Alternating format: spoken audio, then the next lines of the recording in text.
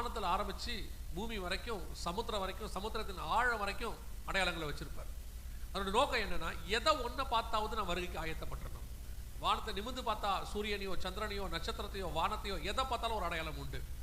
அப்படியே பூமியில பார்த்தா மரம், மலை, கடல் எல்லாத்துலேயும் அடையாளம் உண்டு. சமுத்திரத்தின் ஆழத்தில் இருக்கிற மீன்கள் அடையாளம் உண்டு. பூமிக்கு அடியில் அடையாளம் உண்டு. எல்லாத்துலேயும் அடையாளம் வச்சிருக்கிறார். எதை பார்த்தாவது நான் வருகைக்கு ஆயத்தப்படணும், எப்படியாவது நம்ம வந்துடணும், அது அவருடைய திட்டம். அப்படி இருக்கும் பொழுது இந்த அடையாளங்கள் எல்லாம் பிரதானமானது என்ன அப்படின்னு சொல்லி பார்த்தீங்கன்னு சொன்னால், நம்முடைய காலகட்டத்தில் நம்ம கண்ணுக்கு முன்னாடி நடக்கிறதான நிதர்சனமான அடையாளம் என்ன அப்படின்னு கேட்டிங்கன்னா, இந்த அத்தி மரத்தினால் ஒரு ஓமையை கற்றுக்கொள்ளுங்கள் அப்படிங்கிறதான அடையாளம் தான். ஏன்னா மத்திய 24:3 உடைய வருகைக்கு என்ன அடையாளம் என்று சீஷர்கள் கேட்கிறார்கள். கேட்கும் பொழுது இயேசு சொல்லிக்கொண்டே வருகிறார். அநேக அடையாளங்களை சொல்லிக்கொண்டு வருகிறார். சொல்லிக்கொண்டு வந்துட்டு அடுத்து இதெல்லாம் முடிச்சுட்டு அடுத்து ஆரம்பிக்கிறார். அத்தி மரத்தினால் ஒரு ஓமையை கற்றுக்கொள்ளுங்கள் அப்படின்னு சொல்லி. இந்த ஓமை என்பது வேதாகமத்தில் பரலோகத்தின் ரகசியம் என்று சொல்லப்படுகிறது. மத்திய எழுதின சுவிசேஷம் 13ஆம் அதிகாரம் 10-11 வசனங்களை வாசியுங்கள். மத்திய எழுதின சுவிசேஷம் 13ஆம் அதிகாரம் 10-11 வசனங்களை வாசியுங்கள். அப்பொழுது சீஷர்கள் அவரிடத்தில் வந்து, ஏன் அவர்களுடைய ஓமைகளாக பேசுகிறீர் என்று கேட்டார்கள். அவர்களுக்கு அவர் பிரதித்திரமாக, பரலோக ராஜ்யத்தின் ரகசியங்களை அறியும்படி உங்களுக்கு அருளப்பட்டது, அவர்களுக்கோ அருளப்படவில்லை. ஓமை என்பது பரலோக ராஜ்யத்தின் ரகசியத்தை உள்ளடக்கியது. பார்க்கிறதுக்கு ஓமையா இருக்கும், உள்ள பரலோக ராஜ்யத்தின் ரகசியம் இருக்கும். யாரை தேவன் தெரிந்து கொள்கிறாரோ, யார் அவருடைய சீஷராக இருக்கிறார்களோ அவர்களுக்கு அந்த ஓமை வெளியரங்கமாக்கப்படும். மற்றவர்களுக்கு அது ஓமையாகத்தான் இருக்கும். இப்போ நமக்கு ஆண்டவர் சொல்றாரு, அத்தி மரத்தினால் ஒரு ஓமையை கற்றுக்கொள்ளுங்கள் அப்படின்னு சொல்றாரு. அப்போ அத்தி மரத்தினால் ஒரு ஓமையை கற்றுக்கொள்ளுதல் என்றால், அத்தி மரத்தை வைத்து பரலோகத்தின் ஒரு ரகசியத்தை நீங்கள் கற்றுக்கொள்ளுங்கள் என்று சொல்லுகிறார். அத்தி மரத்தை வச்சு நான் என்ன ரகசியத்தை கற்றுக்கொள்கிறது அப்படின்னு சொல்லி பார்த்தீங்கன்னா, இயேசு கிறிஸ்து எருசலேமுக்குள்ளே நுழையும் போதும் ஒவ்வொரு வாட்டி ஒவ்வொரு சம்பவம் நடக்கும். ஒரு முறை கழுதையில் வருவார், ஒரு முறை நடந்து வருவார். இப்படி வருவார். இப்படி வரும்போதெல்லாம் ஏதாவது ஒரு சம்பவம் எருசலேமில் நடக்கும். அப்படி ஒரு விஷயம் வரும்பொழுது வசனம் சொல்லுகிறது, ஒரு அத்தி மரத்தை அவர் பார்க்கிறார். அத்தி மரத்தை அவர் சபிக்கிறார் என்று சொல்லி பார்க்கிறோம். அதில் கனி இல்லாதபடினாலே அப்படின்னு இருக்கு. நிறைய பேர் என்ன சொல்லுவாங்கன்னா, இயேசு பாருங்க ஒரு சாதாரண மனுஷன் தான், தேவன் கிடையாது, ஒரு அத்தி மரம் கனி கொடுக்கலன்னு உடனே சபிச்சுட்டார் பாருங்க அப்படின்னு. இயேசு கிறிஸ்து பசி வந்த உடனே சபிக்கிறதுக்கு சாதாரண உங்களை மாதிரி என்ன மாதிரி மனுஷன் கிடையாது. யோசிச்சு பாருங்க, 40 நாள் புசியாமல் வனாந்தரத்தில் இருந்தார் என்று வேதம் சொல்லுகிறது. 3 நாள் அவர் பிரசங்கம் பண்றாரு. கேட்கிறவனுக்கே பசி வந்துருச்சுன்னு சொல்றாரு. பிரசங்கம் பண்றவனுக்கு எவ்வளவு பசி இருக்கும் பாருங்க. 3 நாள் பிரசங்கம் பண்ணியிருக்கிறார். அப்பெல்லாம் இயேசுக்கு வராத கோபம் ஏன் அத்தி மரத்தை பார்த்தோன்னா வந்துச்சு. அதான் ரொம்ப இம்பார்ட்டன்ட். அத்தி மரம் என்பது இயேசு கிறிஸ்து செய்கிற ஒவ்வொன்றுத்துக்கு பின்னாடி ஒரு ஆவிக்குரிய அர்த்தம் உண்டு. அந்த ஆவிக்குரிய அர்த்தத்தை தெரிந்து கொள்வதுதான் உங்களுக்கும் எனக்கும் முக்கியம். உலகத்தாருக்கு அது ஓமை, அவ்வளோதான். இப்போ இயேசு சபிச்சிட்டார் அப்படின்ட்டு போயிட்டே இருப்பாங்க. ஆனால் உங்களுக்கு எனக்கும் அதுக்கு பின்னாடி இருக்கிற விஷயத்தை புரியணும். அத்திமரம் என்பது எதை குறிக்கிறது என்று சொன்னால், இஸ்ரவேல் தேசத்தை குறிக்கிறது. வாசிங்கள், எரேமியா தீர்க்கதரிசன புத்தகம் 24ஆம் அதிகாரம் 5வது வசனத்தை வாசிங்கள். எரேமியா 24:5 வாசிங்கள். நான் இவ்விடத்திலிருந்து கல்தைய தேசத்துக்கு சிறைப்பட்டு போகவிட்ட யூதரை நான் இந்த நல்ல அத்தி பழங்களுக்கு ஒப்பிட்டு அவர்களுக்கு நன்மை உண்டாக அவர்களை அங்கீகரிப்பேன். யூதர்கள் அத்தி பழம் என்றால், யூதர்கள் எங்கே உருவாவார்களோ அதான் அத்தி மரம். அத்தி பழம் அத்தி மரத்தில் உருவாகும். இஸ்ரவேலர்கள் இஸ்ரவேல் தேசத்தில் உருவாவார்கள். யூதர்கள் எங்கே உருவானாங்க அப்படின்னு கேட்டிங்கன்னா, இஸ்ரவேல் தேசத்திலேருந்து வருவாங்கன்னு அர்த்தம். அப்போ அத்தி மரத்தினால் ஒரு ஓமையை கற்றுக்கொள்ளுங்கள் அப்படின்னா என்ன அர்த்தம்? இஸ்ரவேல் தேசத்தினால் ஒரு ஓமையை கற்றுக்கொள்ளுங்கள், ஒரு பரலோக ராஜ்யத்தின் ரகசியத்தை கற்றுக்கொள்ளுங்கள். அதில் இளம் கிளை தோன்றி துளிர்விடும்பொழுது, இளம் கிளைனா என்ன அர்த்தம்? ஏசாயா தீர்க்கதரிசன புத்தகம் 11ஆம் அதிகாரம் 1வது வசனத்தை வாசிங்க. ஏசாயா 11:1 வாசிங்க. ஈசா என்னும் அடிமரத்திலிருந்து ஒரு துளிர் தோன்றி அவன் வேர்களிலிருந்து ஒரு கிளை எழும்பி செழிக்கும். இது யாரை குறிக்கிறது என்றால், ராஜாவை குறித்து. ஈசா என்னும் அடிமரத்திலிருந்து ஒரு வேர் தோன்றி தாவீதில் ஆரம்பித்து இயேசு கிறிஸ்துவில் முடிகிறத பற்றி அங்கே சொல்லப்பட்டிருக்கிறது. கிளை என்றால் ராஜா. அத்தி மரத்தினால் ஒரு ஓமையை கற்றுக்கொள்ளுங்கள், இஸ்ரவேல் தேசத்தினால் ஒரு ஓமையை கற்றுக்கொள்ளுங்கள். அதில் இளம் கிளை தோன்றி முதல் ராஜா உருவாகிறது. இளம் கிளைனா ஃபர்ஸ்ட் பார்ன் அப்படின்னு சொல்லுவாங்க. இங்கிலீஷில் கூட ஃபர்ஸ்ட் பார்ன் இருக்கும். இளம் கிளை தோன்றி துளிர் விடும் பொழுது நான் சமீபமாய் வாசலருகே வந்திருக்கிறேன் என்று அர்த்தம் அப்படின்னு சொல்றார். இதை ஏன் நாம் பார்க்குறோம்? இஸ்ரவேல் தேசத்துக்கான அடையாளம். அப்படி ஒரு உருவாகி அதில் ஃபர்ஸ்ட் கிங் அப்படின்னா நம்ம காலத்துலனா ஃபர்ஸ்ட் பிரசிடென்ட் அல்லது ஃபர்ஸ்ட் பிரைம் மினிஸ்டர் அப்படி வரும்பொழுது இயேசு வாசல்கிட்ட வந்துட்டாரு அப்படின்னு வசனம் சொல்லுது. இதை ஏன் நம்ம பார்க்குறோம் அப்படின்னு கேட்டால், முதல்ல இது அவர் வருகைக்கான அடையாளங்களுக்கான கேள்விக்கான பதிலாக இயேசு சொல்கிறார். நம்முடைய வருகைக்கான அடையாளத்துக்கு என்னன்னு கேட்டதுக்கு. அப்போ அவருடைய இயேசு கிறிஸ்துவின் வருகைக்கான அடையாளத்தில் ஒன்று இஸ்ரவேல் தேசம் உருவாகி அதில் முதல் ராஜா வர்றதை நம்ம பார்க்கறது. ரெண்டாவது, இதை ஏன் நம்ம பார்க்குறோம் அப்படின்னா, வெளிப்படுத்தின விசேஷம் 3ஆம் அதிகாரம் 20வது வசனத்தை வாசிங்கள். வெளிப்படுத்தின விசேஷம் 3ஆம் அதிகாரம் 20வது வசனம் வாசிங்க. இதோ வாசற்படியிலே நின்று தட்டுகிறேன். ஒருவன் என் சத்தத்தை கேட்டு கதவை திறந்தால் அவனிடத்தில் நான் பிரவேசித்து அவனோடே போஜனம் பண்ணுவேன், அவனும் என்னோடே போஜனம் பண்ணுவான். குத்து விளக்குகளின் மத்தியில் உலாவுகிறவர் சொல்லுகிறதாவது இருக்கு. இந்த குத்து விளக்குனா சபைன்னு சொல்லி அதுக்கு முந்தின வசனத்தில் 1 கடைசி 2 வசனத்தில் சொல்றார். சபைகளுக்கு நடுவில் உலாவிக்கிட்டு இருந்த தேவன் வசனம் சொல்லுது, வாசப்படிக்கு வந்து கதவை தட்டுறேன், அவர் வாசல் அருகே வந்திருக்கிறார் என்று அர்த்தம். அப்போ இஸ்ரவேல் தேசம் உருவாகி அதில் முதல் ராஜா வரும்போது இயேசு வாசப்படிக்கிட்ட வந்துட்டாருன்னு அர்த்தம். சபையினுடைய கடைசா அப்படின்னு கேட்டிங்கன்னா உன்னத பாட்டின் புஸ்தகம் 5ஆம் அதிகாரம் முதல் 3 வருஷத்தில் இதோ நான் வாசப்படியில் இருந்து கதவை தட்டுறார், என் புறாவே என் உத்தமியை கதவை திற அப்படின்னு சொல்லி மணவாட்டியை கூட்டிகிட்டு போகிறதுக்கு தான் கதவை தட்டுறார்.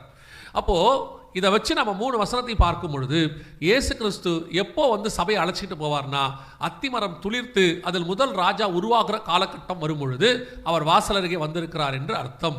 கதவை தட்டுகிற காலம் வந்து விட்டது என்று அர்த்தம். 25ஆம் அதிகாரம் மத்தியில இதோ வருகிறார் என்கிற சத்தம் கேட்டது அப்படின்னு இருக்கு.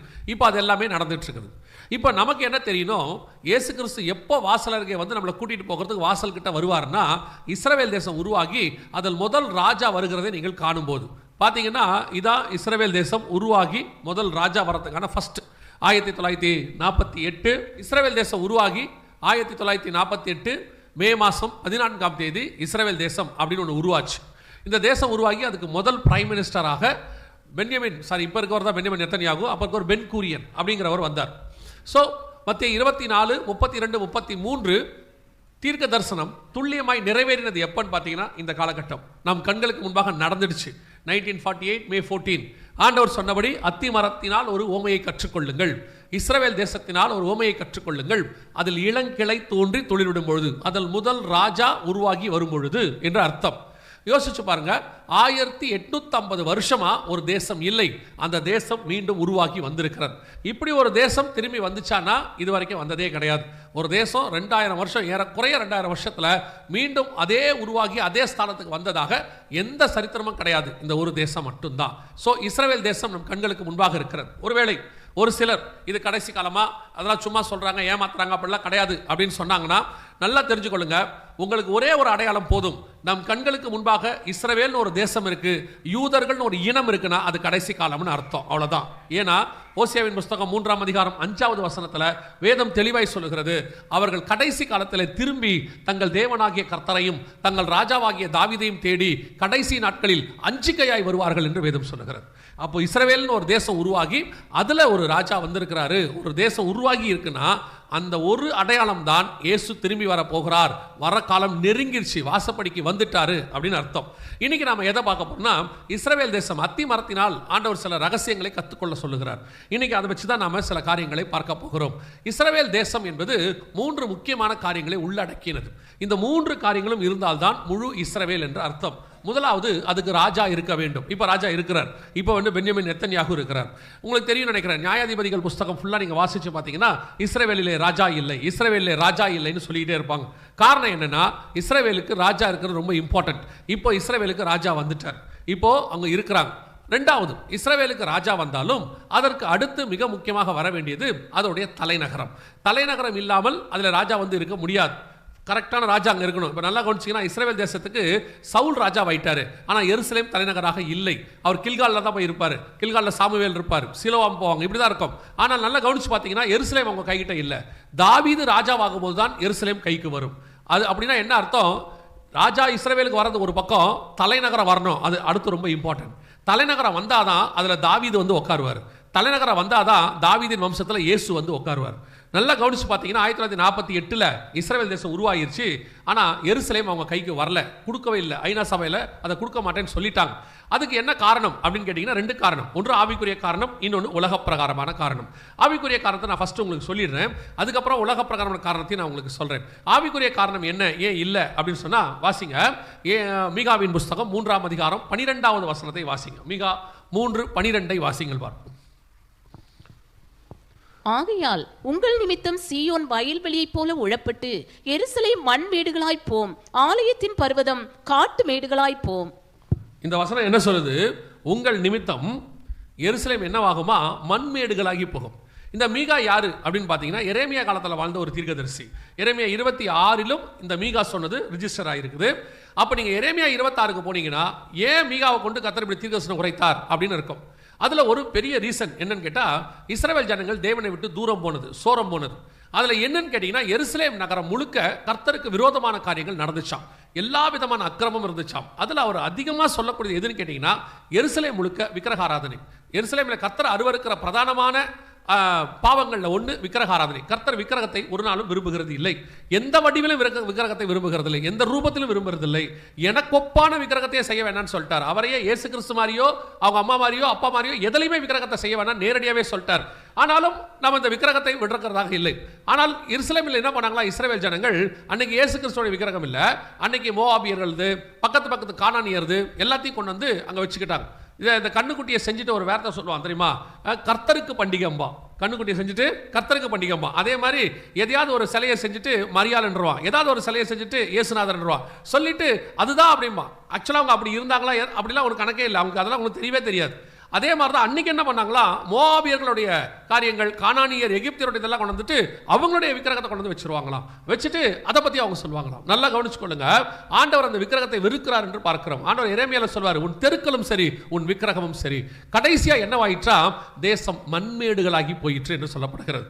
1900 வரைக்கும் எருசலேமை சுத்தி பார்த்தவர்கள் அல்லது அதை குறித்து எழுதினவர்கள் என்ன சொல்றாங்கன்னா, எருசலேம் முழுக்க ஒரு மரம் கூட இல்லாமல் இருந்துச்சாம். எரேமியால போய் வாசிச்சு பாருங்க, எருசலேம் மொட்டையடிக்கப்படும் அப்படின்னு இருக்கும். எருசலேம் மொட்டையடிக்கப்படும் அப்படியே இருக்கும், ஒரு மரம் கூட இல்லாமல் இருந்துச்சாம்.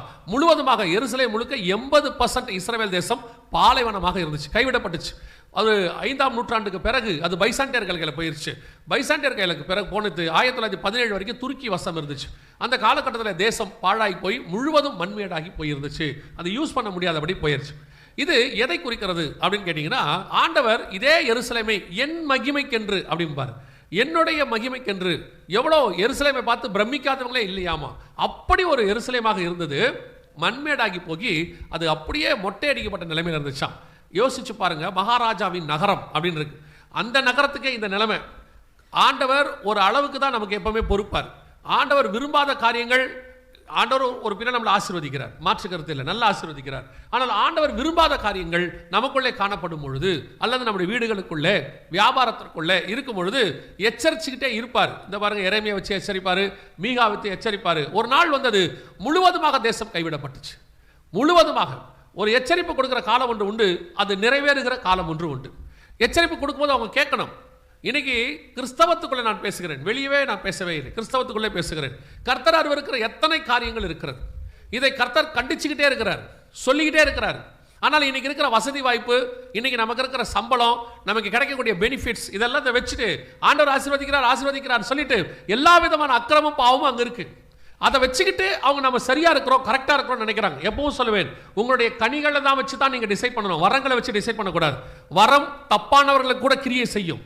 வரத்தில் கிரியை செஞ்சுட்டு போய் கடைசியா நியாய தீர்ப்பில் நிற்கிறாங்க. நிற்கும் போது கர்த்தர் சொல்றாரு, உங்களை அறியேன் அப்படின்னு ஒரே வார்த்தை சொல்லிட்டாரு. வரம் கிரியை செய்து அவங்க என்ன நினைச்சுக்கிட்டாங்க, வரம் கிரியை செய்யறதுனால எல்லாமே கரெக்டா போயிட்டு இருக்கு அப்படின்னு நினைச்சுக்கிட்டாங்க. வரம் அல்ல, கனியே பரலோகத்துக்கு கொண்டு போகும். நம்மை நாமே நிதானித்து அறிந்தால் நாம் நியாயம் தீர்க்கப்படும். இன்னைக்கு நமக்குள்ளே கர்த்தர் இருக்கிற காரியங்கள் காணப்படுது, அதை வச்சுக்கிட்டு, ஆனால் எதை வச்சுட்டு நம்ம இதெல்லாம் கரெக்டாக நினச்சிக்கிட்டு இருக்கிறோம். வேலைக்கு சாப்பாடு வருது, நல்லா இருக்கு, ஆசீர்வாதமா இருக்கு, நகை இருக்கு, பணம் இருக்கு, வீடு இருக்கு, வாசல் இருக்கு, எல்லாம் இருக்கு. அப்புறம் என்ன, கர்த்தர் ஆசீர்வதிக்கிறார்? இல்லை, கர்த்தர் எச்சரிக்கிறார். கர்த்தர் எச்சரிக்கிறார். அந்த எச்சரிப்புக்கு செவி சாய்த்து இந்த ஆசீர்வாதம் இருக்கும் பொழுதே நீங்கள் உனக்கு சரிப்படுத்தி கொண்டால் அடுத்த கட்டம் இதை விட ஆசீர்வாதமாக இருக்கும். இந்த எச்சரிப்புக்கு நீங்கள் செவி சாய்க்க விட்டால் தான் இந்த ஆசீர்வாதம் அடுத்து மண்மேடாக்கி போகும். கர்த்தர் நம்மை மண்மேடாக்க வேண்டும் என்று விரும்பவில்லை, ஆனால் எச்சரிப்பு கொடுக்கிறார். இன்னைக்கும் அந்த எச்சரிப்பு உலகம் முழுக்க கொடுக்கப்படுது. இப்போ சொல்றேன், இயேசுவின் வருகை வரைக்கும் தான் இங்கே சமாதானம், இயேசுவின் வருகை வரைக்கும் தான் இங்கே சந்தோஷம். இயேசு வந்துட்டு போய் சபை போயிருச்சு, எப்பவும் சொல்லுவேன், 10 நீதிமான் இருக்கிற வரைக்கும் தான் ஒரு பட்டணம் அழிக்கப்படாமல் இருக்கும். சபை இருக்கிற வரைக்கும் தான் பூமிக்கு பாதுகாப்பு. எப்பொழுது சபை எடுத்துக்கொள்ளப்படுகிறதோ அத்தோட பூமி 7 வருஷம் உபத்திரவ காலத்துக்குள்ளே கடந்து போகும். அதற்கு பிறகு பூமி மண்மேடாகி போகிற காலம் கொண்டு வரும். இப்பவே சரி பண்ணி கொள்ள கர்த்தர் விரும்புகிறார். ஆண்டவர் சொன்னபடியே எருசலேம் மண்மேடாயிருச்சு. அதை சுத்தி பார்த்த ஒருத்தர் ஒரு புஸ்தகம் எழுதியிருக்கிறார், இதுவா தாவீதின் நகரம் அப்படின்னு எழுதியிருக்கிறார். எவ்வளோ ஒரு மகிமை பொருந்திய நகரம் இன்னைக்கு இப்படி சிதிலடைஞ்சு போய் கிடக்குதே அப்படின்னு சொல்லி. ஸ்ரீலங்காவுக்கு ஒரு ஊழியத்துக்காக அந்த பக்கம் தமிழர்கள் வாழும் பகுதிக்கு போயிருந்தேன். அப்போ ஒரு அரண்மனையை காட்டினாங்க. அந்த அரண்மனை அப்படியே சிதிலடைஞ்சு போய் கிடக்கு, அப்படியே ஃபுல்லாக செடி எல்லாம் படறி கிடக்கு, இடிஞ்சு கிடக்கு. ஆனால் அந்த ராஜாவுடைய சிலை மட்டும் வச்சிருக்கிறாங்க வாசல்ல. இப்போ கேட்டேன் இது என்ன இந்த பில்டிங் இப்படி இருக்குன்னு. அவங்க சொல்கிறாங்க இது அந்த ராஜாவுடைய அரண்மனையாக இருந்துச்சு. ஒரு காலத்தில் எத்தனை பெரிய காரியங்கள் அந்த அரண்மனைக்குள்ளே நடந்திருக்கும், எவ்வளோ காரியங்கள் நடந்திருக்கும், எத்தனை பேர் அந்த அரண்மனைக்கு வந்திருப்பாங்க, பயந்துருப்பாங்க, எவ்வளோ நாளுங்க. ஆனால் இன்னைக்கு அந்த அரண்மனை ஒன்றும் இல்லாமல் இருக்குது. அதுதான் நம்ம எப்போ மனசில் வச்சுக்கணும். இன்றைக்கி இருக்கிற ஆசீர்வாதம், இன்றைக்கி இருக்கிற வீடு, இன்றைக்கி இருக்கிற பணம், இன்றைக்கி இருக்கிற வேலை, இன்றைக்கி இருக்கிற வசதி வாய்ப்புகளை வச்சுக்கிட்டு என்னமோ நிரந்தரமாக இந்த உலகத்தில் இருக்கிற மாதிரி சிலர்லாம் சொல்லுவாங்க நான் தான் நிரந்தரம் பாங்க. தாங்கவே தாங்காது. கண்ணுக்கு முன்னாடி காணாம போனவங்க எத்தனையோ பேர் இருக்கிறாங்க. கர்த்தருடைய கிருபை மட்டும்தான் கடைசி வரைக்கும் கொண்டு போகும். நான் கட்டிய மகா பாபிலோன் என்று சொன்னவர்கள்லாம் சடுதியிலே காணாமல் போனார்கள். நான் பேசின எத்தனையோ பேர் காணாம போயிட்டாங்க. கர்த்தருடைய கிருபை தயவு மட்டும்தான் நம்மை கடைசி வரைக்கும் காப்பாற்றும். இன்னைக்கு பாருங்க, எருசலேம் ஒன்றும் இல்லாமல் போயிருச்சு. 100% காணாமல் போய்விட்டது. உலக பிரகாரமான காரணம் என்ன? ஏன் உலக பிரகாரமான காரணத்தை ஐநா சபை எருசலேமை யூதர்கள் கையில் கொடுக்கல அப்படின்னு கேட்டீங்கன்னு சொன்னா, அது 3 முக்கியமான மதங்களுக்கு மைய இடமா இருக்கு. ஒன்று யூதர்களுக்கு ஏறக்குறைய ஒரு 4000 வருஷம் அவங்களோட கூட தொடர்புடையது. அதே மாதிரி இஸ்லாமியர்களுக்கு அவங்களுடைய மிக பிரதானமான ஒரு மாஸ்க் ஒன்று அங்கே இருக்கு, அல்-அக்ஸான்னு சொல்லி. அது அவங்களுக்கு ரொம்ப முக்கியம். அவங்களுக்குள்ள 10 மாஸ்கில் அது 3வது இடத்துல இருக்குன்னு சொல்றாங்க. 3வது கிறிஸ்தவர்களுக்கும் ரொம்ப இம்பார்ட்டன்ட் அப்படின்னு சொல்றாங்க. என்ன இம்பார்ட்டன்ட் அப்படின்னு கேட்டால், இயேசு கிறிஸ்து எருசலேமுக்குள்ளே ராஜாவாக நுழைந்தார். அங்கே அதுக்கு பிறகு தேவாலயத்தில் உலாவினார், எல்லாம் பண்ணினார் எல்லாம் சொல்றாங்க. ஆனால் என்னை பொறுத்த வரைக்கும் அவர்கள் 2 பேரும் எருசலேமை மாம்சத்துக்காக போராடுகிறார்கள், அந்த சிட்டிக்காக போராடுறாங்க. உங்களுக்கும் எனக்கும் மாம்ச எருசலேம் ஒன்றுமே கிடையாது. நமக்கு இந்த உலகத்தில் புனிதமான இடம் என்று ஒன்று கிடையவே கிடையாது. புனித இடம்னா என்ன தெரியுமா? நம்முடைய பாவம் எங்கே மன்னிக்கப்படுகிறதாக நாம் நம்புகிறோமோ அதுதான் புனித இடம். அந்த புண்ணிய ஸ்தலம்னு சொல்றாங்களே, எதுக்காக அப்படி சொல்றாங்கன்னா, எங்க போய் அவங்க பாவம் தொலையுது, ஒரு ஆறோ ஒரு கடலோ ஒரு இடமோ ஒரு காடோ ஒரு மலையோ எங்க போனா என் பாவம் தொலையுதுன்னு மனுஷன் நினைக்கிறானோ அந்த இடத்துக்கு பேர் புண்ணிய ஸ்தலம். உங்களுக்கும் எனக்கும் எங்கே முழங்கால் கேட்டு பாவத்தை மன்னிப்பு கேட்டாலும் அங்கே இயேசு மன்னிக்க வல்லமை உள்ளவராக இருக்கிறார். அந்த இடத்திலேயே அவர் பாவ மன்னிப்பு கொடுக்கிறார். அப்படி இருக்கும்போது நமக்கு எனக்கு புண்ணிய ஸ்தலம் ஒன்று இல்லவே இல்லை. அப்படி உங்களுக்கு புண்ணிய ஸ்தலம்னா நீங்க எங்க உங்க பாவம் மன்னிக்கப்படுச்சு, உங்க வீடா, உங்க ரூமா, இல்ல சபையா, அதான் புண்ணிய ஸ்தலம். அவ்வளவுதான். அப்போ என்ன ஆகுது, இன்னைக்கு கடைசி காலத்தில் கிறிஸ்தவர்களும் இந்த புண்ணிய ஸ்தலம்னு சொல்லி எருசலேம் டூர் போகிறேன், அங்கே போகிறேன், இங்கே போகிறேன், அங்கே போயிட்டு வந்தால் தான் எனக்கு ஆசீர்வாதம். நீங்கள் சுற்றி பார்க்க போகிறது உங்கள் இஷ்டம், அது வேறு விஷயம். நீங்கள் இப்போ இந்த வார் நடக்கும்போது சுற்றி பார்க்க போயிருக்கலாம், யாரும் போகலை. நீங்கள் அப்போ போயிருந்தீங்கன்னா கரெக்டாக இருந்திருக்கும், திரும்பி வந்திருக்க மாட்டீங்க, நேராக சொர்க்கந்தாமா. நிறைய பேர் அப்படி தான் இருக்கிறாங்க. எருசலேமுக்கு போனால் ஏதோ பரலோகத்துக்கே போன மாதிரி. எருசலேமுக்கு போகிறது பரலோகத்துக்கு போகிறதல்ல. எருசலேமுக்கு போய் ஸ்டடி பண்ணுங்க, வேணா அங்கே என்ன இருக்குது ஏதா இருக்குன்னு பார்த்துட்டு வாங்க, அது வேற விஷயம். அது புண்ணிய ஸ்தலமாக, அதான் எப்போ சொல்லுவேன், Jerusalem is not on a holy land. அது என்ன கிடையாது, பரிசுத்த பூமி கிடையாது. அது யூதர்களுக்கு வேணா இருக்கலாம், நமக்கு கிடையாது. நம்மை பொறுத்த வரைக்கும் அது ப்ராமிஸ்டு லேண்ட், அவர்களுக்கு வாக்குத்தத்தம் பண்ணப்பட்ட பூமி, நமக்கு கிடையாது. நான் இப்படி சொன்னா உடனே எருசலேமுக்கு எதிராக நான் பேசுறேங்கிறான். நான் எருசலேமுக்கு எதிராகவே பேசல. அப்படின்னா கலாத்தியர்கள் எழுதும்போது பவுல் அதே தான் சொல்றாரு, அவள் அடிமைப்பட்டிருக்கிறாள், நமக்கோ மேலான எருசலேம் ஒன்று இருக்கிறது, அவள் சுயாதீனம் உள்ளவள் இருக்கு. நாம் புதிய எருசலேமுக்கு காத்திருக்கிறவர்களாக இருக்கிறோம், இந்த எருசலேமுக்கு அல்ல. ஆனால் இந்த எருசலேமுக்காக வேண்டிக் கொள்ளுங்கள்னு ஆண்டவர் சொல்லியிருக்கிறார். எருசலேமின் சமாதானத்துக்காக வேண்டிக் கொள்ளுங்கள் இருக்கு. ஸோ நம்ம ஜெபம் பண்றோம், அது மாற்று கருத்து. அதே நேரத்தில் புனித தலமாக அதை ஒரு விக்கிரகமாக ஒரு இடமாக மாற்றுவதில் எந்த உடன்பாடும் கிடையாது. அங்கே போயிட்டு வரதில் பரலோகத்தில் உங்களுக்கு முன்னுரிமையும் கிடையாது. நான் எருசலேமுக்கு 2 ட்ரிப்பு போயிருக்கிறேன்னு போய் பரலோகத்தில் சொன்னீங்கன்னா அதெல்லாம் இருக்கட்டும். ஒரு தடவையாக சர்ச்சுக்கு போனியா தான் ஆண்டவர் கேட்பாரு. ஒழுங்கொல்லையே ஒரு தடவையாக தேவ சமூகத்துக்கு போனீங்க. எருசலேமுக்கு போகிறதுனால பரலோகத்துக்கு போவேன்னு ஒன்றும் இல்லை. எருசலேமை யார் வச்சுக்கிட்டாலும் அது அவங்க இஷ்டம், அது ஜியோ பாலிடிக்ஸ், அது உலகத்தினுடைய பொருளாதார அரசியல், அதை விட்டுருங்க. நம்மை பொறுத்த வரைக்கும் நம்முடைய எருசலேம் இனி வருகிறதா இருக்கிறது. அல்லேலூயா. அதனால எருசலேமை ஐநா சபை தரமாட்டேன்னு சொல்லிட்டாங்க. ஆனால் உலக பிரகாரமாக இந்த எருசலேம் யூதர்கள் வசம் போகும். எதை வச்சு சொல்றோம்னா, இவ்வளவு தூரம் ஆண்டவர் சொன்னபடி நடந்தது இல்லையா. ஆண்டவர் இன்னொரு வார்த்தையும் சொல்லியிருக்கார், வாசிங்க. சகரியாவின் புஸ்தகம் 12ஆம் அதிகாரம் 6வது வசனம் வாசிங்க. சகரியா 12:6 வாசிங்க. யூதாவின் தலைவரை விறகுகளுக்குள்ளே எரிகிற அக்கினி அடுப்புக்கும் வைக்கோல் கட்டுகளுக்குள்ளே எரிகிற தீவெட்டிக்கும் ஒப்பாக்குவேன். அவர்கள் வலதுபுறமும் இடதுபுறமுமாக புறப்பட்டு சுற்றிலும் இருக்கிற எல்லா ஜனங்களையும் பட்சிப்பார்கள். எருசலேம் திரும்பவும் தன் ஸ்தானமாகிய எருசலேமிலே குடியேற்றப்பட்டிருக்கும். எருசலேம் திரும்பவும் தன் ஸ்தானமாகிய எருசலேமிலே குடியேற்றப்பட்டிருக்கும். வசனம் என்ன சொல்லுது? எருசலேம் திரும்பவும் தன் ஸ்தானமாக எருசலேமிலே குடியேற்றப்பட்டிருக்கும் அப்படின்னு ஆண்டவர் சொன்னார். அதோட அர்த்தம் என்னன்னா, எருசலேம் திரும்பவும் அதே ஸ்தானத்துக்கு எப்படி இருந்துச்சோ பழைய நிலைக்கு அதே நிலைக்கு வரும் அப்படின்னு வசனம் சொல்லுது. முதலாவதாக இந்த எருசலேம் அவர்கள் கைக்கு எப்போ வந்துச்சு, இந்த தீர்க்கதரிசனம் எப்போ நிறைவேறுச்சு அப்படின்னு பார்த்தீங்கன்னு சொன்னால், 1967 ஜூன் மாதம் 5ஆம் தேதி 6 நாள் யுத்தம் அப்படின்னு ஒன்று நடந்தது. இதை யம் கியூப்பர் வார் அப்படின்னு சொல்லுவாங்க, ஓய்வு நாள் யுத்தம் அப்படின்னு சொல்லுவாங்க. இதுக்கு நிறைய பேர் இருக்கு. ஏன்னா இது ஒரு ஸ்பெஷல் ஹிஸ்டாரிக்கல் வார் அப்படின்னு சொல்லுவாங்க, 6 நாள் யுத்தம். இது எதுக்காக அப்படின்னா இஸ்ரவேலுக்கும் சுற்றி உள்ள அரபு நாடுகளுக்குமான சண்டை நடந்துச்சு. எதுக்காகனா பர்டிகுலராக எருசலேமுக்காக நடந்துச்சு. எருசலேமை கைப்பற்றணும் அப்படின்னு சொல்லி ஒரு சண்டை நடந்துச்சு. இப்போ நீங்கள் பார்க்குறீங்க இல்லையா, இதுதான் அஃபிஷியலாக இஸ்ரவேலர்கள் எருசலேமுக்குள்ளே நுழையிறாங்க, அஃபிஷியலாக உள்ளே நுழையிறாங்க. எத்தனை வருஷம் கழிச்சுன்னு கேட்டிங்கன்னா 1900 வருஷம் கழிச்சு கிபி 70 தீத்துராயனால் அவர்கள் விரட்டப்பட்டார்கள்.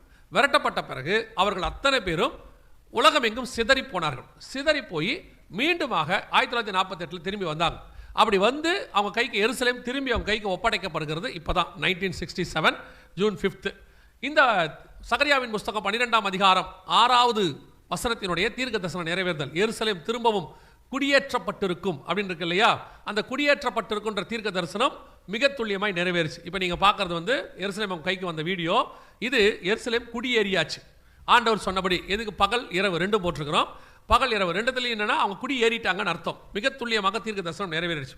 எவ்வளோ பெரியதான ஒரு தீர்க்க தரிசனம் நிறைவேறுதல் பாருங்க. அதாவது உலகத்தில் எத்தனையோ பெரிய பட்டணங்கள் இருக்கு, இதை விட்ட பெரிய பெரிய பட்டணம் இருக்கு. பாபிலோன், நினிவே, அப்புறம் வந்து தீரு, இதெல்லாம் பெரிய பட்டணங்கள். இந்த பட்டணங்கள் எல்லாம் தண்ணிக்குள்ளே போயிடுச்சு. தண்ணிக்குள்ளே போய் காணாமலே போயிடுச்சு, திரும்பி வராது, அவ்வளோதான், முடிஞ்சிருச்சு. இன்னைக்கு வரைக்கும் நான் சொல்கிறேன், முடிஞ்சிருச்சு. ஆனால் இந்த பட்டணத்தை குறித்து ஆண்டவர் சொல்கிற வார்த்தை என்னன்னா, அது கைவிடப்படும், மண்மேடாகி போகும், மொட்டை அடிக்கப்படும், ஆனாலும் நான் திரும்ப அதை கொண்டு வந்து ஸ்தாபிப்பேன். சொன்னபடி அது மொட்டை அடிக்கப்பட்டுச்சு, கைவிடப்பட்டுச்சு, மண்மேடாச்சு. ஆகிறதுக்கு சில வருஷங்கள், சில 100 வருஷங்கள் ஆச்சு. அது வரைக்கும் கர்த்தர் அப்படியே விட்டுட்டாரு. திருப்பி அதை உருவாக்குவேன்னு சொல்றாரு. அவர் சொல்றாரு, நான் இடிப்பேன், கட்டுவேன், நான் காயப்படுத்துவேன், கட்டு போடுவேன். நம்ம ஆண்டவர்கிட்ட மட்டும்தான் அந்த வார்த்தையை நீங்க பார்க்க முடியும். அவர் சொல்லியும் செய்யாதிருப்பாரோ, வசனத்தையும் நிறைவேற்றாதிருப்பாரோ. அவர் சொன்னார்னா அது அப்படியே ஆகும் 100%. நம்ம கண்ணுக்கு முன்னாடி எருசலேம்னு ஒரு பட்டணம் குடியேற்றப்பட்டிருக்கு. அப்படியே இன்னையிலிருந்து ஒரு 75 வருஷத்துக்கு முன்னாடி போனீங்கன்னா இந்த பட்டணம் இப்படி இருக்காது. 100 வருஷத்துக்கு முன்னாடி போனீங்கன்னா இந்த பட்டணம் பயங்கர மோசமாக இருக்கும். 200 வருஷத்துக்கு முன்னாடி போனீங்கன்னா இந்த பட்டணமே இல்லை, பாலைவனம், அவ்வளோதான், 100% பாலைவனம். இன்னைக்கு நம்ம கண்ணுக்கு முன்னாடி குடியேற்றப்பட்டாச்சு கர்த்தர் சொன்னபடி துல்லியமாக. ஆனால் அதில் இன்னொரு வார்த்தையை ஆண்டவர் சேர்த்து சொல்றாரு பாருங்களேன். எருசலேம் திரும்பவும் தன் ஸ்தானமாகிய எருசலேமிலே குடியேற்றப்பட்டிருக்கும். அப்படிதானே இருக்கு சகரியா 12:6. எருசலேம் திரும்பவும் தன் ஸ்தானமாகிய, அதுக்கு ஒரு ஸ்தானம் இருக்கு. இப்போ நம்ம வீட்டில் வந்து கணவன், மனைவி, அப்பா, அம்மா எவ்வளோ இருந்தாலும் வேலை பார்க்குற இடத்துல நமக்கு ஒரு ஸ்தானம்னு ஒன்று உண்டு, ஏதோ ஒரு ஸ்தானம் உண்டு. அங்கே வந்துட்டு கிளர்க்கோ, மேனேஜரோ, சிஇஓவோ, டைரக்டரோ, அல்லது ஐடியில் இருக்காங்களோ, ஏதோ ஒரு ஸ்தானம், டீம் லீடரோ, ப்ரோக்ராமரோ, ஏதோ ஒன்று இருக்கும். அதே மாதிரி எருசலேமுக்கு ஒரு ஸ்தானம் உண்டு. அதான் உங்களுக்கு ஆரம்பத்தில் சொன்னேன், அதான் காட்ஸ் கேபிட்டல், எட்டர்னல் கேபிட்டல்னு சொல்லுவாங்க, நித்திய தலைநகரம் அப்படிம்பாங்க. எருசலேம் பட்டணமாக இருந்தால் முக்கியம் இல்லை, எருசலேம் தலைநகராக மாறணும், அதான் ரொம்ப முக்கியம். அதுதான் தன் ஸ்தானத்திலே அப்படின்னு ஆண்டவர் சொன்னார். 1967 எருசலேம் வந்துடுச்சு, ஆனால் தலைநகராக மாறவில்லை. ஏன் அப்படின்னு கேட்டிங்கன்னு சொன்னால் அதுக்கு உலகப்புறம் காரணம்லாம் இருக்குது, அதெல்லாம் இருக்கட்டும். ஆனால் நான் எப்பவும் சொல்லுவேன், ஏன் மாறலைன்னா கர்த்தர் அதுக்கு ஒரு டேட் வச்சிருப்பார், அவர் சொல்லத்தான் அது ஆகும்.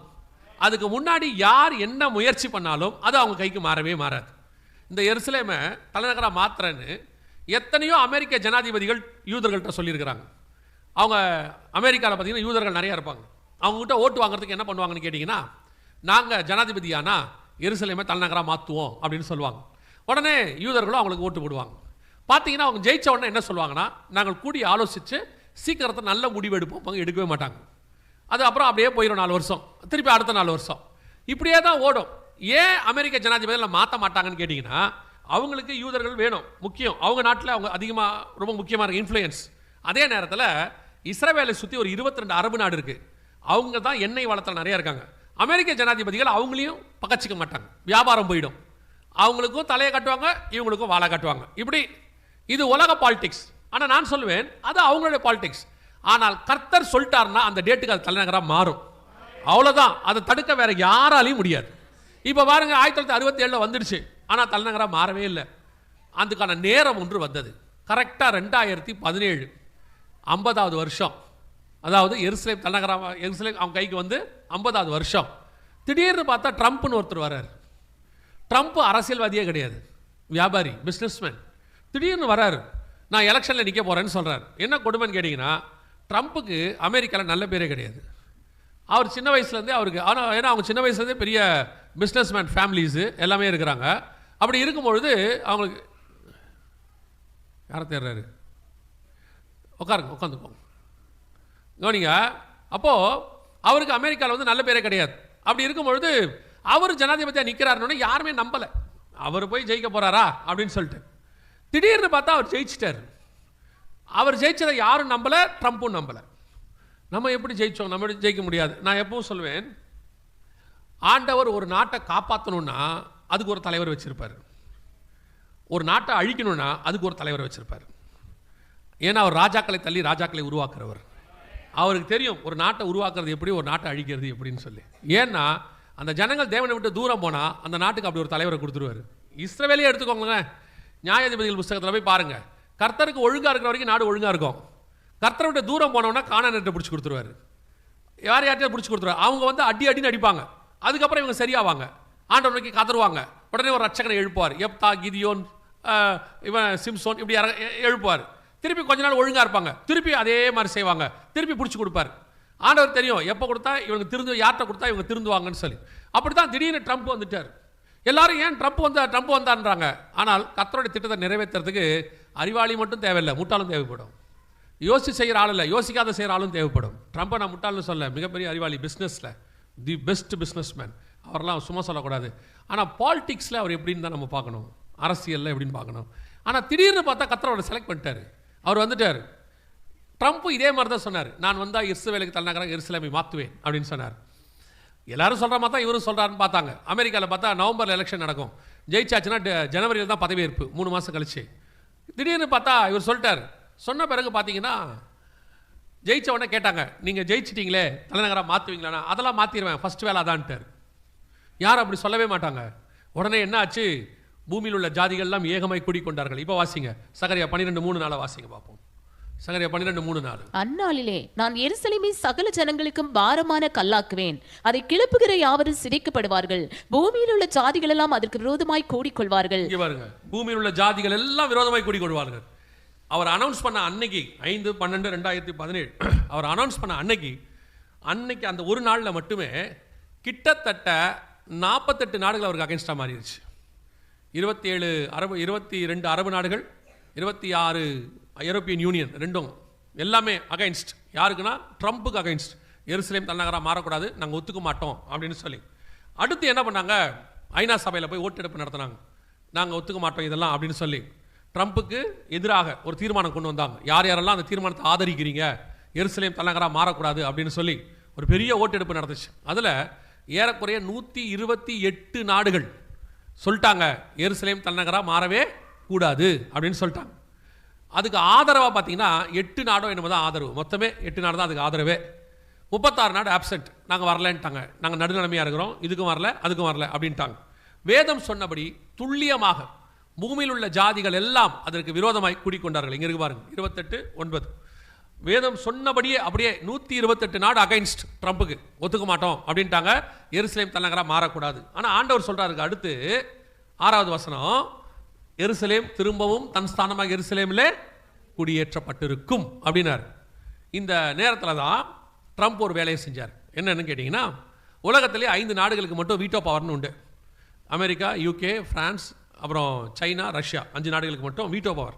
இந்த வீட்டோ பவர்னால் என்னன்னு கேட்டிங்கன்னா, ஒரு நாடு தன்னுடைய தீர்மானத்தை கொண்டு வந்து நான் சொல்கிறது தான் இந்த தீர்மானம்லாம் கிடையாது அப்படின்னு இந்த 5 நாடு மட்டும் சொல்லலாம். ஏன்னா இவங்க செகண்ட் வேர்ல்டு வாரில் இவங்க ரொம்ப முக்கியமான காரியம் வகிச்சதுனால இந்த 5 நாடுகளுக்கு மட்டும் அந்த பவர் கொடுத்து வச்சுருக்கிறாங்க. இந்த 5 நாடு எதுக்கு யூஸ் பண்ணணும், அவங்க நாட்டுக்கு பிரச்சனை வந்தால் மட்டும் அதை யூஸ் பண்ணுவாங்க. அதான் அந்த வீட்டோ பவர். ஆனால் ட்ரம்ப் சொன்னார், இந்த விஷயத்தில் நான் வீட்டோ பவரை யூஸ் பண்ண போகிறேன்னு சொன்னார். பண்ணி இந்த 128 நாடுகள் சொன்னதும் ஐநாவில் செல்லுபடியாகலை. ட்ரம்ப் சொன்ன ஒரு வார்த்தை தான் செல்லுபடியாச்சு, இஸ்ரவேலுக்கு தலைநகராக எருசலேம் அனௌன்ஸ் பண்ணப்பட்டு விட்டது. அல்லேலூயா. நல்லா கவனிங்க, உலகமே எதிர்த்து நின்றாலும் ஒரு மனிதனை கொண்டு உங்களுக்கு உதவி செய்ய கர்த்தர் போதுமானவராக இருக்கிறார். அந்த தேவன் இன்னும் ஜீவனோடு கூட இருக்கிறார். இன்னைக்கு எவ்வளோ டெக்னாலஜி வளர்ந்துருக்குது, எவ்வளோ சேட்டலைட் காலம். இன்னைக்கு பார்த்தீங்கன்னா கிறிஸ்தவர்களே பைபிளை மறுதளிக்கிற காலம். என்னங்க இந்த காலத்தில் போய் பைபிள் கேட்குறீங்க, இன்னைக்கு எங்கே போயிட்டோம் நம்பன்றான். நீ எங்கே வேணாலும் போ, கர்த்தருடைய வசனத்தை தாண்டி நீ எங்கேயுமே போக முடியாது. வானமும் பூமியும் ஒளிந்து போனாலும் கர்த்தருடைய வார்த்தை ஒரு நாளும் ஒளிந்து போகாது. ஏன்னு சொன்னால் இந்த பூமி உருவாக்குறதுக்கு முன்னே வார்த்தை இருக்கிறது. ஆதியிலே வார்த்தை இருந்தது. அந்த வார்த்தை தான் எல்லாமே. அவர் எழுதி கொடுத்த இந்த வசனத்தை தாண்டி ஒன்றுமே நடக்காது. யோசிச்சு பாருங்க, 128 நாடு அகைன்ஸ்ட். ஒரு மனுஷனை கொண்டு கர்த்தர் செய்வார். நம்ம ஆண்டவருக்கு பிடிச்ச வேலையை என்ன தெரியுமா? எதிரிகள் ஸ்ட்ராங் ஆகிறதுக்கு கர்த்தருக்கு ரொம்ப பிடிக்கும். இந்த கிதியோன்ட்ட போய் சொல்லுவார், அப்படித்தான் எவ்வளோ பேர் இருக்காங்க பாரு, நம்மகிட்ட கிட்டத்தட்ட இத்தனை ஆயிரம் பேர் இருக்காங்க, அதெல்லாம் ரொம்ப ஜாஸ்தியும் பேர். கடைசியாக 300க்கு கொண்டாந்துருவார். கொண்டாந்துட்டு அவங்க எவ்வளோ இருக்கிறாங்கன்னு கேட்பாரு. கடற்கரை மணலாக இருக்கிறார்கள். இப்போ போ சண்டைக்கும் பாரு. என்ன எதிரி பயங்கர ஸ்ட்ராங்காக இருக்கானே, அப்போ தான் நான் ஜெயிச்சேன்னு சொல்ல முடியும். பாருங்க, அங்கே போய் பாருங்க, கோலியாத்து பெரிய ஆளை வந்து நிற்பான். யாரை வச்சு ஜெயிப்பார்னா தாவீதை வச்சு தான் ஜெயிப்பார். ஆண்டவருக்கு எப்பவுமே என்ன பிடிக்கும் தெரியுமா? அவர் தம்முடைய மகிமையை ஒரு நாளும் ஒருத்தருக்கும் விட்டு கொடுக்காத தேவன். நான் செஞ்சேன்னு கர்த்தர் சொல்லணும். இதில் யாரும் செஞ்சதுக்கானமே இல்லை, கர்த்தர் ஒருவரே அதை செய்தார். நான் ஒரு வாக்கு பண்ணுகிறேன், இந்த தேவன் உங்கள் வாழ்க்கையிலும் சொன்ன வாக்கு தத்தத்தை 100% நிறைவேற்றுவார். யார் என்ன சொன்னாலும் கவலைப்படாதிருங்கள். அவங்க அதை சொன்னாங்க, இவங்க இதை சொன்னாங்க, அவங்க அப்படி சொன்னாங்க. சமீபத்தில் நாங்கள் ஒரு சாட்சி கேட்டோம். ரொம்ப எங்களுக்கு இன்னும் விசுவாசத்தோடு போதிப்பதற்கு அது எதுவாக இருந்துச்சு. நாங்கள் இந்த காரியங்களை சொல்லும் போதெல்லாம் ஒரு காரியத்தை சொல்லுவோம். என்னன்னு சொன்னால், இப்போ பாருங்கள், எல்லாமே அகைன்ஸ்ட். சில நேரத்தில் மெடிக்கலி ரிப்போர்ட் அகைன்ஸ்ட் கொடுத்துருவாங்க. எல்லாம் செஞ்சுருவாங்க, வாய்ப்பு இல்லை, சான்ஸே இல்லை அப்படிலாம் சொல்லிடுவாங்க. எல்லாம் டாக்டர் எழுதி கொடுத்துருவாங்க. அப்படி தான் ஒரு சகோதரிக்கு எழுதி கொடுத்துட்டாங்க, குழந்தை பிறக்காதுன்னு சொல்லி எழுதி கொடுத்துட்டாங்க. எல்லாம் முடிஞ்சிருச்சு அப்படின்னு ரிப்போர்ட் கொடுத்துட்டாங்க. ஆனால் ஆண்டவர் எப்பவுமே சொல்லுவார், அந்த ரிப்போர்ட்டை வாங்கி கையில் வச்சுக்கணும். முடியாதுன்ற ரிப்போர்ட் என்ன செய்யணும்? வாங்கி கையில் வச்சுக்கணும். வச்சுக்கிட்டு ஆண்டவர்கிட்ட சொன்னது, ஆண்டவர் இப்படி கொடுத்துருக்காங்கன்னு சொல்லி. அடுத்து நீங்கள் போய் பார்த்தீங்கன்னா இந்த ரிப்போர்ட்டுக்கு அப்படியே ஆப்போசிட்டாக அவர்கள் முடியாது என்று சொன்னதை கர்த்தர் செய்ய வல்லமை உள்ளவராக இருப்பார். அது சமீபத்தில் ஒரு சகோதரி எங்களுக்கு சாட்சி சொன்னாங்க, ஆண்டவர் அப்படியே செய்தார் என்று சொல்லி. அப்படி தான் செய்வார். என்னதான் C4 கேன்சர் இருக்குன்னு சொல்லி டாக்டர் சொல்லட்டுமே, அதை மாற்றி ஜீவனோடு கூட வைப்பதற்கு கர்த்தர் வல்லமை உள்ளவராக இருக்கிறார். 6 மாதத்தில் செத்து போயிடுவேன்னு சொன்னவங்கலாம் இன்னும் 20 வருஷம் உயிரோடு கூட தான் இருக்கிறாங்க. தேவனால் கூடாத காரியம் ஒன்றும் இல்லை. அவர் சொல்லியும் செய்யாதிருப்பாரோ, வசனத்தையும் நிறைவேற்றாதிருப்பாரோ. அவர் சொல்லிட்டார்னா அவர் செய்வார், அவ்வளோதான். நம்ம அந்த வார்த்தையை தான் பிடிச்சிக்கணும். சூழ்நிலையை பார்க்கவே கூடாது. எப்பவுமே சூழ்நிலையை பார்க்கணும். இப்போ பாஸ்டர் சொன்னாங்கல்ல, சூழ்நிலை சொல்லுவாங்க, மழை அடிக்கும், புயல் அடிக்கும்னு. நமக்கு ஆண்டவர் வாக்கு பண்ணியிருக்காரு மீட்டிங் நடக்கும்னு. மழை அடிக்கிறது அடிக்கட்டும், மீட்டிங் நடக்கிறது நடக்கும். மழை நிற்குமா, மீட்டிங் நிற்குமானா மழை தான் நிற்கும், மீட்டிங் நிற்கவே நிற்காது. அல்லேலூயா. அதே தேவன் தான் நமக்கும் இன்னைக்கும் ஜீவனோடு கூட இருக்கிறார். 2000 வருஷம் கழிச்சு எருசலேமை அதே ஸ்தானத்தில் அதே கேபிட்டல் சிட்டியாக கொண்டு வந்து உட்கார வைக்க கர்த்தரால் முடியுமானால், உங்களுக்கு வாக்கு பண்ணதையும் கர்த்தரால் அதே ஸ்தானத்தில் கொண்டு வந்து வைப்பதற்கு வல்லமை உள்ளவராய் இருக்கிறார். அல்லேலூயா. தேவனால் கூடாத காரியம் ஒன்றுமில்லை. நீ விசுவாசித்தால் தேவனுடைய மகிமையை காண்பாய். கர்த்தர் சொல்லி அப்படியே 100% செஞ்சிட்டார். இப்போ அந்த சகரியா 12:6 திருப்பிக் கொள்ளுங்க. இப்போ சில காரியங்களை நாம் பார்க்க போகிறோம். என்ன பார்க்க போகிறோம் அப்படின்னு கேட்டால், சில நேரங்களில் உங்களுக்குமே ஒரு சந்தேகம் ஒன்று வரும். ஏன்னா அந்த மீடியாவை இன்றைக்கி ரொம்ப மீடியா இன்ஃப்ளூயன்ஸ் நிறையா இருக்குது. இந்த மீடியா சொல்கிறத நம்ம என்ன செய்கிறோம்னா அதிகமாக நம்புகிறோம். சிலருக்குலாம் வாட்ஸ்அப்பில் வர்றது தான் வேத வாக்கு, பைபிளில் இருக்கிறதே வேத வாக்கு இல்லை. பைபிளில் ஆண்டவர் ஜீவனை கொடுப்பானா நம்ப மாட்டான், வாட்ஸ்அப்பில் செத்து போயிடும்னா நம்புவான். அது அவர் இப்போ கடைசி காலத்தில் அப்படி ஒரு குரூப் இருக்குது. எல்லாம் வாட்ஸ்அப்பையும் ஃபேஸ்புக்கையும் நம்புகிற குரூப்பு. கவனிங்க, இன்றைக்கி இந்த வாட்ஸ்அப்பில், ஃபேஸ்புக்கில், யூடியூப்பில், மீடியாவில் வர்ற நிறைய விஷயங்கள் இருக்குது. இன்றைக்கி இவர்கள் எல்லாரும் சொல்கிற எல்லாமே கரெக்டாக என்னென்னு அலசி நீங்கள் ஆராய்ந்து பார்க்குறதும் இல்லை. நிறைய உண்மைகளும் வருது, அதை தாண்டி நிறைய பொய்களும் வருது வாட்ஸ்அப்பில். அதனால் உங்களுக்கு எது உண்மை எது பொய்ன்னு தெரியவும் மாட்டேங்குது. இப்போது இந்த எருசலேமை பற்றி ஒரு விஷயம் இப்போது நடந்துக்கிட்டு இருக்குது.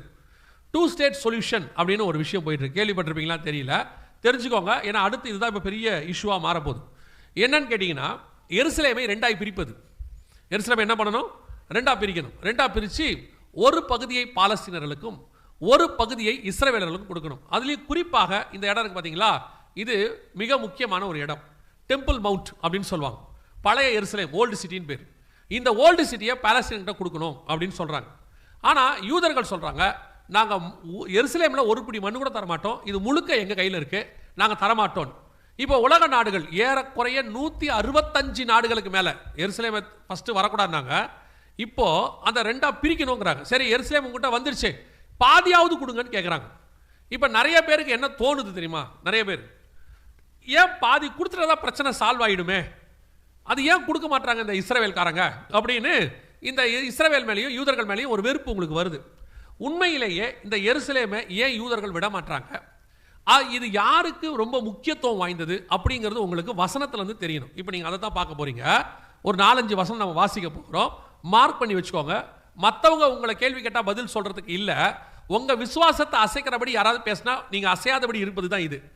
we never go for the argument. நான் எப்பவும் சொல்லுவேன், நாம் வாக்குவாதங்களுக்கு போகிற தேவன் மக்கள் அல்ல. நம்ம ஆண்டவர் வந்து வாக்குவாதம் பண்ண சொல்லவே இல்லை நம்மளை. இது உங்களுடைய கிளாரிஃபிகேஷனுக்காக. சில நேரத்தில் நீங்களே ரொம்ப பெருந்தன்மையாக இருப்பீங்க, பேசாமல் எருசலேம் ரெண்டாக பிரிச்சுட்டா தான் என்னங்க பிரச்சனையெல்லாம் சால்வ் ஆகிடுமே அப்படிம்பீங்க. அதுக்காக தான் உங்களுக்கு சொல்கிறேன். ஃபர்ஸ்ட் வாசிங்க ஆதியாகமத்தின் புஸ்தகம் 14ஆம் அதிகாரம் 18ஆம் வசனத்தை வாசிங்க. ஆதியாகமம் 14:18 வாசிங்க.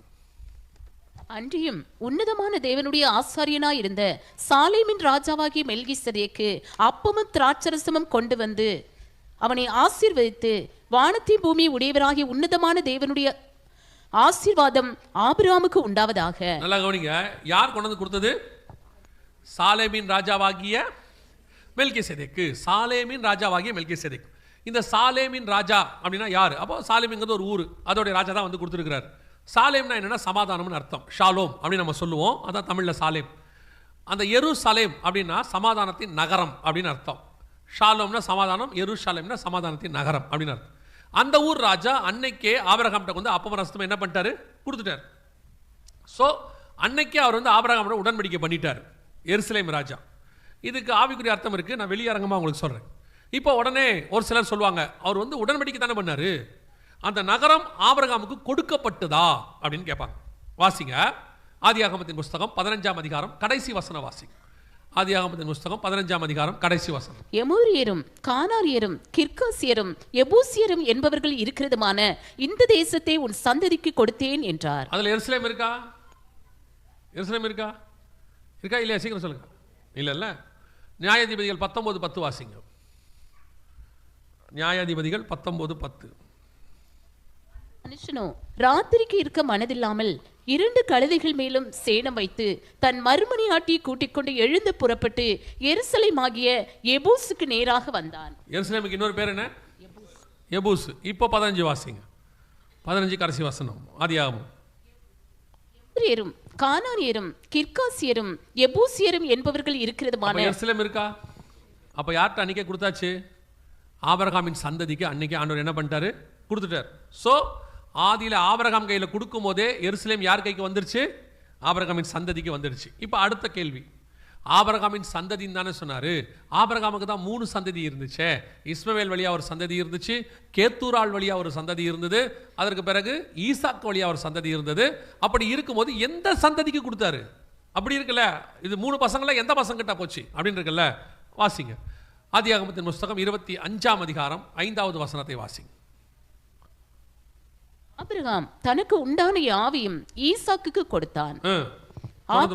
ஆபிரகாமுக்கு இருந்த மறுமணியாட்டிகளின் பிள்ளைகளுக்கோ ஆபிரகாம் நன்கொடைகளை கொடுத்து தான் உயிரோடு இருக்கும் போதே அவர்களை தன் குமாரனாகிய ஈசாக்கை விட்டு கிழக்கே போக கீழ் தேசத்துக்கு அனுப்பிவிட்டான். தெளிவா இருக்கு. எல்லாருக்கும் நன்கொடைகளை கொடுத்து அனுப்பிவிட்டார். ஈசாக்குக்கோ தனக்கு உண்டான எல்லாவற்றையும் கொடுத்தார். இருக்கா? அப்ப ஈசாக் கையில தான் மொத்தமும் போயிருக்கு. ஈசாக்குடைய பையன் தான் யாக்கோபு, இஸ்ரவேல். இஸ்ரவேலுடைய 4வது பையன் தான் யூதா, யூதர்கள். அந்த யூதா வம்சத்தில் வந்த தாவீது தான் ராஜா, எருசலேமில் அரசாண்டான். அவனுடைய பையன் தான் சாலமோன், 40 வருஷம் அரசாண்டான். அவனுடைய பையன் ரெகபியாம், எரபியாம். அவங்க அதை 2ஆக பிரிஞ்சது ரெகபியாம். அதில் அவங்க கையில் யூதேயா வரைக்கும் இருந்துச்சு.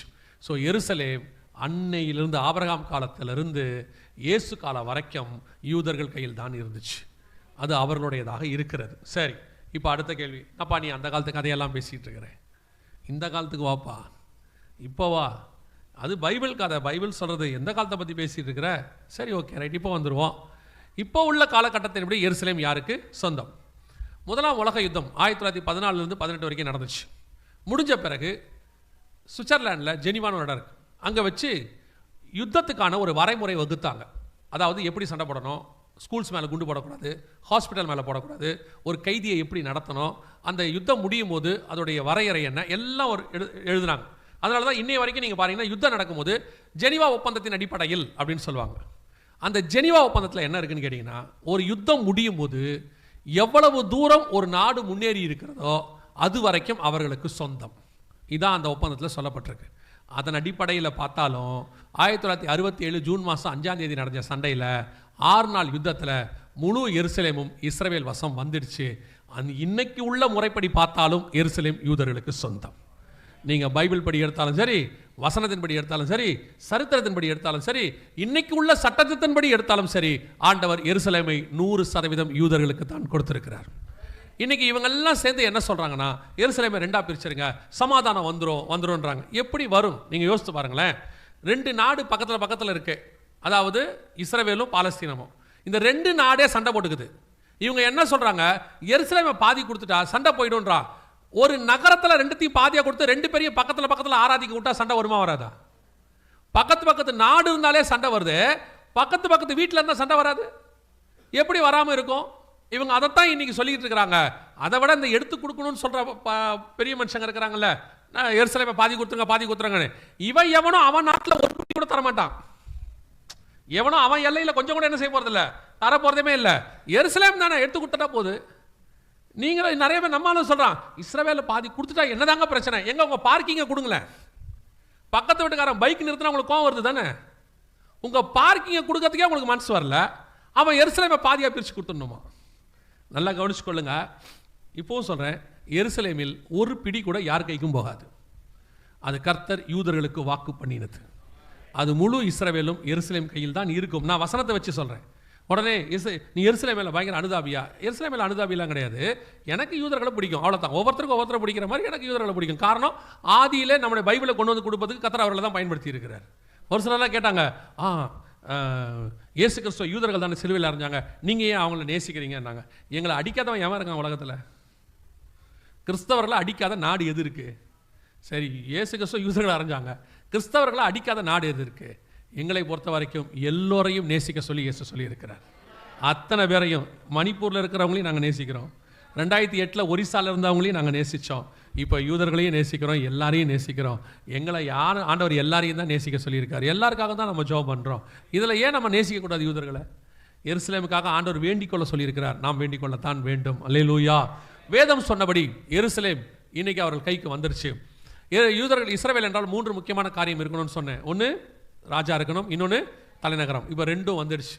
இப்போ 3வது மிக முக்கியமானது ஒன்று வர வேண்டும். என்ன வரணும்னு கேட்டிங்கன்னா, எருசலேமில் தேவாலயம் வர வேண்டும். இவங்களுக்கு ஏற்கனவே 2 தேவாலயம் இருந்துச்சு பாருங்க. இது அவங்களுடைய முதலாவது இருந்த தேவாலயம், சாலமோன் கட்டின தேவாலயம் இருந்துச்சு. இந்த சாலமோன் கட்டின தேவாலயத்தை தான் நேபுகாத் நேச்சார் இடிச்சார்னு சொல்லி நாம் பார்க்கிறோம். நம்ம ஆண்டவர் ஆலயத்தை கொண்டு வருவதற்கும் ஒரு காரணம் இருக்கு, இடிக்கப்படுவதற்கும் ஒரு காரணம் இருக்கிறது. சொல்லுங்க, புரியுதா? தாவீது ஆசைப்பட்டான ஆண்டவர் ஆலயத்தை என்ன பண்றாரு? சாலமோனை வச்சு கட்ட வைக்கிறாரு. இடிக்கப்படுவதற்கு என்ன இருக்குது? ஒரு காரணம் இருக்கு. ஏன் இடிச்சாரு? வாசிங்க, எசேக்கியேல் புஸ்தகம் 8ஆம் அதிகாரம் 6வது வசனம் வாசிங்க. எசேக்கியேல் 8:6 வாசிங்க. அவர் என்னை நோக்கி, மனுபுத்திரனே, அவர்கள் செய்கிறதை காண்கிறாயா? என் பரிசுத்த ஸ்தலத்தை விட்டு என்னை தூரமாய் போக பண்ணும்படியான இஸ்ரவேல் வம்சத்தார் இங்கே செய்கிற மிகுந்த அருவருப்புகளை காண்கிறாய் அல்லவா? ஆலயத்தை ஏன் இடிச்சாரா? ஆலயத்துக்குள்ள என்ன இருந்துச்சா? மிகுந்த அருவருப்பு. ஆண்டவர் ஆலயத்தை கட்டுவதற்கு ஒரு காரணம் இருக்கு இல்லையா? இடிப்பதற்கு ஒரு காரணம் இருக்கு. காரணம் என்ன? ஆலயத்துக்குள் அருவருப்பு. என்ன அருவருப்புன்னு அப்புறம் போய் நீங்க 8ஆம் அதிகாரம் எசேக்கியேல் புஸ்தகத்தை வீட்டில் போய் வாசிச்சு பார்த்துக்கொள்ளுங்க. அதுல எதெல்லாம் கர்த்தர் அருவருப்பும் பாரோ அதெல்லாம் இன்னைக்கு ஆலயத்துக்குள்ள இருக்கும். கர்த்தர் அந்த 8ஆம் அதிகாரத்துல தேவாலயத்துக்குள்ள எதெல்லாம் அருவருப்புன்னு சொன்னாரோ அத்தனை அருவருப்பும் இன்னைக்கு கிறிஸ்தவ ஆலயங்கள்ல இருக்கும். அதுக்கு வேற ரூபம் இருக்கும், அவ்வளவுதான், வேற காரியம் இருக்கும். வெளிப்படையா நீங்க பாருங்க, சபைகளுக்குள்ள இன்னைக்கு கடைசி காலத்துல இல்லாத அருவருப்பு என்ன? அமெரிக்காவிலிருந்து நீங்க ஐரோப்பா நாடுகள் வரைக்கும் பாருங்க, சபைக்குள்ள ஓரின சேர்க்கையிலேருந்து எல்லாம் இருக்கு. அத்தனையும் கிடக்கு. ஆணுக்கு ஆணுக்கு கல்யாணம், பெண்ணுக்கு பெண்ணுக்கு கல்யாணம், நாய்க்கு நாய்க்கு கல்யாணம், பூனைக்கு பூனைக்கு கல்யாணம், எல்லாம் செய்யறான். அத்தனை அருவருப்பு இருக்கு. சபைக்குள்ள என்னென்ன செய்யக்கூடாது அத்தனையும் கொண்டாடுறான். இன்னைக்கு சபை அருவருப்புகளின் கூடாரமா மாறிக்கிட்டு இருக்கு ஒரு பக்கம். 2வது, சபைக்குள்ள கர்த்தர் எதெல்லாம் பைபிள்ல அருவருப்புன்னு சொல்றாரோ அத்தனை அருவருப்பையும் சபைக்குள்ள கொண்டாந்துட்டான். இப்ப வந்து உள்ள கொஞ்சம் உட்காந்துருக்கிறான். கவனிச்சு கொள்ளுங்க. ஒரு லிமிட் வரைக்கும் தான் ஆண்டவர் பொறுப்பாரு. ஒரு லிமிட்டுக்கு மேல கர்த்தர் பொறுக்க மாட்டார். ஒரு கல்லின் மேல் ஒரு கல் இல்லாதபடிக்கு இடிக்கப்பட்டு போகும் பார் ஆண்டவர் சொன்னபடி. அவ்வளவு அருவருப்பு இருக்கு. இன்னைக்கு கர்த்தர் அருவருக்கிற காரியங்கள் ஆலயத்துக்குள் அதிகரிச்சுக்கிட்டே போகுது. அன்னைக்கு ஆலயத்துக்குள்ள இருந்தது. 2வது, 70 வருஷம் கழிச்சு செருபாபேல்ட்ட ஒரு ஆலயத்தை கட்ட சொல்றார். சரி நீ கட்டுப்பா அப்படின்னு. 2வது ஆலயமும் இப்ப இல்ல, இடிச்சாச்சு. ஏன் இடிச்சாச்சு அப்படின்னு சொன்னா வாசிங்க, மத்தேயு எழுதின சுவிசேஷம் 21ஆம் அதிகாரம் 12வது வசனத்தை வாசிங்க. மத்தேயு 21:12 வாசிங்க. இயேசு தேவாலயத்தில் பிரவேசித்து ஆலயத்திலே விற்கிறவர்களும் கொள்ளுகிறவர்களுமாகிய யாவரையும் வெளியே துரத்தி காசுக்காரருடைய பலகைகளையும் புறா விற்கிறவர்களின் ஆசனங்களை கவிழ்த்து என்னுடைய வீடு ஜப வீடு என்னப்படும் என்று எழுதியிருக்கிறது, நீங்களோ அதை கள்ளர் குகை ஆக்கினீர்கள் என்றார். ஆலயம் என்னவா மாறிடுச்சு? Business centre. இன்னைக்கு ஆலயத்துக்கு பேரே சென்டர்னு மாறிட்டு இருக்கு. Business centres. சபை ஆராதிக்கிற ஸ்தலம் இல்லை, இப்ப வியாபார ஸ்தலம். சபையில் விற்காத பொருள் என்ன? இருக்கிறதுலே பிரதானமாக விற்கிற பொருள் இயேசுநாதர். அவர் தான் இன்னைக்கு இருக்கிறதுலே பிரதானமான பொருள். கவனிச்சுக்கொள்ளுங்க. ஆலயம் என்பது ஆராதிப்பதற்கான இடம், ஆவியோடும் உண்மையோடும் ஆராதிக்கிற ஸ்தலம். இங்கே மற்ற வேலைகளுக்கு இடமே இல்லை. இங்கே உட்காந்துக்கிட்டு அத்தனை பிஸ்னஸும் பண்ணுறான், எல்லா விதமான காரியங்களும் இங்கே நடைபெறுகிறது. கேட்டால் அவங்க சொல்கிறாங்க இதில் என்ன தப்பு இருக்குன்றா. இப்போ யோசிச்சு பாருங்க, எருசலேம் தேவாலயத்தில் புறா வித்தது தப்பா சரியா? தப்பு. ஏன் தப்பு? புறா எதுக்கு வித்தான்? பலி செலுத்துறது தானே வித்தான். பலி செலுத்த வராங்க, வரவங்களுக்கு புறா வாங்கி பலி செலுத்துறதுக்கு ஈஸியாக இருக்கும், அதானே? இதில் என்ன தப்பு இருக்கு? வர விசுவாசிக்கு வசதியாக இருக்கட்டுமே தானே வச்சான். இதில் என்ன தப்பு இருக்கு? ஆனால் இயேசுநாதர் தப்புன்னு சொல்றாரு, சவுக்கியத்தில் அடிக்கிறாரு. எதுக்கு இந்த பலி கான்செப்ட் வந்ததுல? அவன் எதுக்காக பலி கொண்டு வந்தான்? ஆண்டவர் கொண்டு வந்தாரு. அவன் வீட்டில் ஒரு புறா வளர்த்து, அவன் வீட்டில் ஒரு ஆட்டை வளர்த்து, அந்த ஆட்டை கொண்டு போய் அவன் பலி கொடுக்கும்போது, ஒரு வருஷம் நான் வளர்த்த ஆடு என் பாவத்துக்காக சாகுதே, ஐயோ இனி நான் பாவம் செய்யாமல் இருக்கணும்ன்ற ஒரு உணர்வு வரணும் தான் அவர் ஆட்டை பலி கொடுக்க சொன்னார். இவன் என்ன பண்ணிட்டான்? ஆட்டை நல்ல ஒரு பாய் கிட்ட சொல்லிட்டான், நீ ஆட்டை நல்லா ரெடி பண்ணி வை, அப்படியே சர்ச்சுக்கு போகும்போது வாங்கிக்கிறேன். அப்புறம் புறாக்கார்ட்ட சொல்லிட்டான், சர்ச்சில் புறா விற்கிற ஜாக்கப் கிட்ட சொல்லிட்டான், ஜாக்கப் பிரதர் புறா எடுத்து வைங்க, நான் அப்படியே வாங்கிட்டு அப்படியே பலி கொடுத்துட்றேன். அங்கே போனால் ஜாக்கப் பிரதர் சொல்கிறாரு 2 புறா 3 பணம். அவர் சொல்கிறாரு லாசர் கடையில் 2 புறா 2 பணம். என்ன சொல்கிறீங்க? இதெல்லாம் எங்கே நடந்துட்டு இருக்குது? ஆலயத்துக்குள்ளே நடந்துட்டு இருக்குது. இன்னைக்கு ஆலயத்துக்குள்ளே இல்லாத பிஸ்னஸா, ஆலயத்துக்குள்ள இல்லாத வியாபாரமா, ஆலயத்துக்குள்ள இல்லாத ஏலமா, எல்லாம் தான் நடக்குது. இங்கே சர்ச்சு நேரம் குறைவு. இப்போ வேக வேகமாக ஆராதனையை முடிச்சுட்டு வியாபாரம் நடக்குது வெளியே. இன்னைக்கு சபைக்குள்ளே உட்காந்துக்கிட்டு எல்லா டேவும் இருக்குது. பர்த்டே, மேரேஜ் டே, அப்புறம் என்ன டே இருக்குது, ஃபாதர்ஸ் டே, மதர்ஸ் டே, எல்லாம் இருக்குது. வரவங்க எப்படி வராங்க? ஃபெலோஷிப், அதுக்கு பேர் என்ன ஃபெலோஷிப்? நான் சாம்பார் கொண்டு வரேன், நீ சட்னி கொண்டாந்துரு, நான் இட்லி செஞ்சு கொண்டு வந்துடுறேன், நீ அது கொண்டாந்துரு, நம்ம முடிச்ச உடனே உட்காந்து அப்படியே ஒரே ஃபேமிலியாக திம்போம். ஆலயத்துக்கே வரல ஆராதனைக்கு. என்னன்னா இட்லி வேக லேட் ஆயிடுச்சு, நான் நேராக கீழே வந்துடுறேன், ஆலயத்துக்கே வரல. கேட்டா ஃபெலோஷிப். பவுல் கேட்கிறாரு திங்கிறதுக்கு வீடு இல்லையான்னு கேட்கிறாரு. அவர் கேட்கணும் டீசெண்டாக கேட்டார், புசிக்கிறதுக்கு உங்களுக்கு இல்லம் இல்லையான்னு. இன்னைக்கு லோக்கல் லாங்குவேஜில் கேட்டால் அதான், திங்கிறதுக்கு வீடு இல்லை. சர்ச்சுக்குள்ள உட்காந்துக்கிட்டு திங்கிறதுக்குன்னு ஒரு குரூப் வருது. அவன் வர்றதே ஃபெலோஷிப்புக்கு, அதுக்கு தான் வரான். ஆராதிக்கலாம் வரல. இங்கே உட்காந்துக்கிட்டு இருக்கும்போது கீழே பிரியாணி வாசனை வருது, சோத்திர ஆண்டவரேன்றான். இவன் எதுக்கு சோத்திரம் சொன்னானே தெரில. இப்போ ஆண்டவர் அவன் வாழ்க்கையில் செஞ்சதுக்கு சோத்திரம் பண்ணானா, கீழே வர பிரியாணிக்கு சோத்திரம் பண்ணானே தெரியாது. இன்னைக்கு ஒரு குரூப் கல்லர் புகையாக்கிட்டு உட்காந்துருக்கு. சர்ச்சுக்கு பாருங்க, அவங்க சர்ச்சுக்கு வரும்போது ட்ரெஸ் கோட் ஃபிக்ஸ் பண்ணிக்கிறாங்க. நம்ம எல்லாம் ஒரே பச்சை கலர் சாரியில் வருவோம், நாம் எல்லாம் ஒரே மாதிரி வேஷ்டி சட்டையில் வருவோம். நீங்கள் வாங்க, அவங்கள வேணான்னு சொல்லலை, அதுக்காகத்தான் ஆலயத்துக்கு வருது ஒரு குரூப்பு. ஆராதிக்கும் போதே பாருங்க கேட்குது அங்கிருந்து, இவர் இங்கே ஆவியை ஊத்தும்னு ஊற்றிக்கிட்டு இருக்கிறாரு. அதுக்கு ஆவியும் ஊத்தாது, அனலும் ஊத்தாது. இன்னைக்கு சபை எப்படி இருக்கு? Entertainment place. இங்கே எங்கே ஆவியோட உண்மையோட ஆராதிக்கிறது? பல சபைகள்ல 1.5 மணி நேரம் தான் ஆராதனையே. 1 மணி நேரம் ஆடி பாடி குதிச்சு எல்லாத்தையும் முடிச்சுட்டு ஒரு 15 நிமிஷத்தை பேசி முடிச்சுட்டு, சொந்த கதை, சோக கதை, வந்த கதை, வாட்ஸ்அப் கதையை பேசிவிட்டு, கடைசியில் ஒரு ஆஃபரிங், ஒரு காணிக்கை, ஒரு பிஸ்னஸ், அவ்வளோதான். சர்ச் இன்னைக்கு ஒரு பிஸ்னஸ் சென்டர். கவனிச்சுக்கொள்ளுங்க, ஆலயம் என்பது பரலோகத்தினுடைய வாசல். அங்கே ஏணி வைக்கப்பட்டிருக்கிறது, அது பரலோகத்திற்கு போகிறதுக்கு. இது ட்ரெடிஷனல் பேஸ் கிடையாது, வாரத்துக்கு ஒரு நாள் வந்துட்டு போறதுக்கு. நிறைய பேர் ஒவ்வொரு சண்டேவும் தங்களுடைய ரிலிஜியஸ் கடமையை நிறைவேற்றுறதுக்கு ஆலயத்துக்கு வரீங்க. நான் சர்ச்சுக்கு போயிட்டேன், இந்த வாரம் சர்ச்சுக்கு போயிட்டு வந்துட்டேன். வரும்போதே என்ன சொல்லிட்டு வரான்? சர்ச்சுக்கு வரும்போது 7 மணிக்கு ஆராதனை, 8:30 முடிஞ்சிடும். முடிஞ்ச உடனே அவங்க சாப்பிட போயிடுவோம். அவன் மைண்ட் செட்டே வரும்போது அப்படிதான் இருக்கு.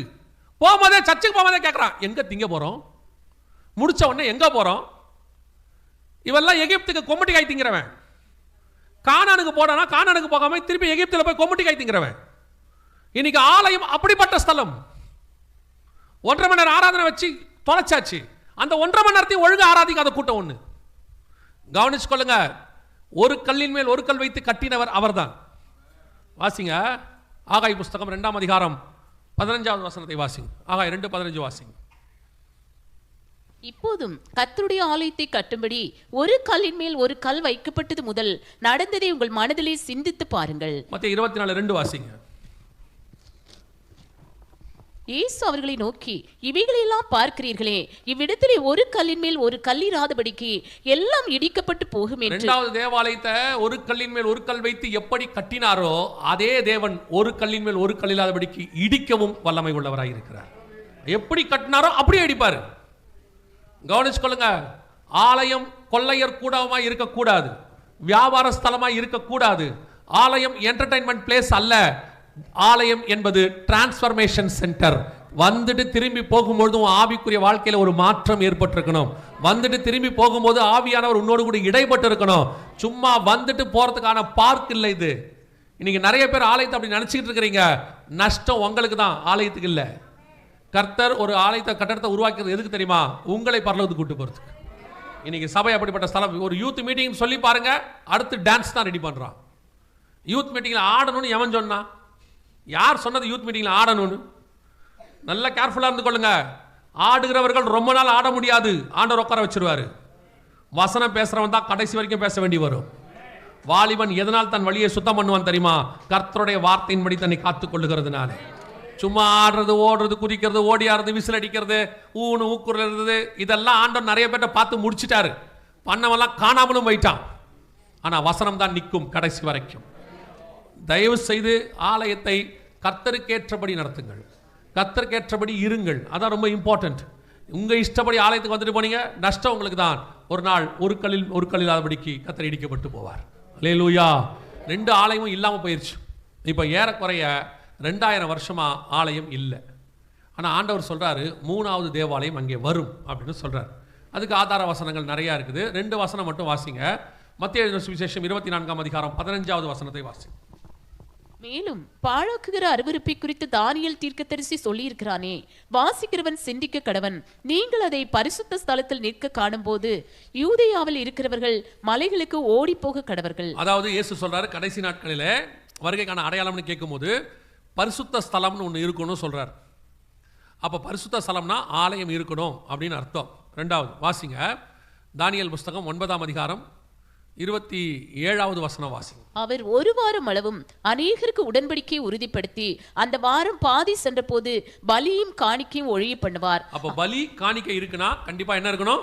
ஆலயம் இருக்கணும்னு அர்த்தம். 3வது தேவாலயம் வரணும். எந்த இடத்துல வரணும்னா இந்த இடத்துல தான் வரணும். இதான் பேர் டெம்பிள் மவுண்ட். அதுக்கு படத்துக்கு பேரு என்னது? டெம்பிள் மவுண்ட் அப்படின்னு பேர். இந்த ஆலயம், இந்த இடத்துல 3வது தேவாலயம் வரணும். ஆனா ஏற்கனவே ஒரு வழிபாட்டு தலம் அங்கே இருக்கு. அவங்களுடைய மிக முக்கியமான வழிபாட்டு தலம் இருக்கு. இப்போ இந்த இடத்துல 3வது தேவாலயம் வருவதற்கான காலம் நெருங்கிருச்சு அப்படின்னு சொல்லி நாம் பார்க்கிறோம். எப்படி சொல்றீங்க அப்படின்னு கேட்டீங்கன்னா, இந்த இடத்துல ஒரு சண்டை ஆரம்பிக்கும்னு பைபிள் சொல்லுது. இந்த மலையில ஒரு சண்டை ஆரம்பிக்கும்னு பைபிள் சொல்லுது. வாசிங்க, எசேக்கியேல் 38ஆம் அதிகாரம், எசேக்கியேல் 38:8 வாசிங்க.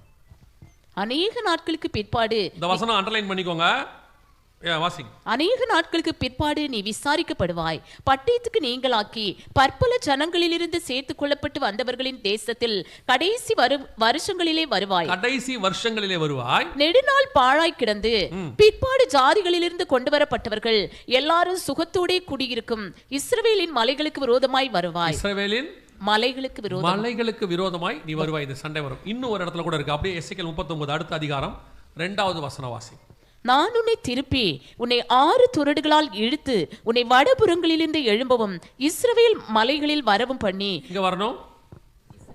ஒரு தடவைக்கு 2 தடவை ஆண்டவர் சொல்றாரு. இதனுடைய இந்த மலையில தான் அது வரணும். ஏன்னா இஸ்ரவேல் மலைகள்ல மிக முக்கியமான மலை இது. இதுதான் டாப் மோஸ்ட். இந்த மலைக்கான சண்டை தான் 2023 அக்டோபர் மாதம் 7ஆம் தேதி ஆரம்பிச்சது. இதுக்கு பேரு ஆபரேஷன் அல்-அக்ஸா ஃப்ளட் அப்படின்னு சொல்லுவாங்க. இதுக்கு பேரு ஆபரேஷன் அல்-அக்ஸா ஃப்ளட். அப்படின்னா என்னன்னா, அந்த இடத்துல இருக்கிறதுக்கு பேர் தான் அல்-அக்ஸா. இதுக்கு பேர் அல்-அக்ஸா ஃப்ளட்னு பேரு. இந்த சண்டை ஆரம்பிச்சிச்சு 2023 ஆரம்பிச்சது. எதுக்காகனா, அந்த மலை எங்களுக்கு வேணும் அப்படின்னு அவங்க ஆரம்பிச்சாங்க, ஹமாஸ். இப்போ அந்த மலையை நாங்கள் விட மாட்டோம்னு இவங்க சண்டை ஆரம்பிச்சாங்க. இந்த சண்டை ஆரம்பிச்சு அது அப்படியே பெருசாக தொடங்குச்சு. எந்த அளவுக்கு பெருசாச்சுன்னு கேட்டிங்கன்னா, இப்போ அந்த எந்த தீர்க்கதரிசனம் நிறைவேறுதுன்னு உங்களுக்கு சொல்றேன். சகரியா 12:6 திருப்பி வாசிங்க. சகரியா 12:6 திருப்பி வாசிங்க. அந்நாளிலே யூதாவின் தலைவரை விறகுகளுக்குள்ளே எரிகிற அக்கினி அடுப்புக்கும் நல்லா கவனிங்க.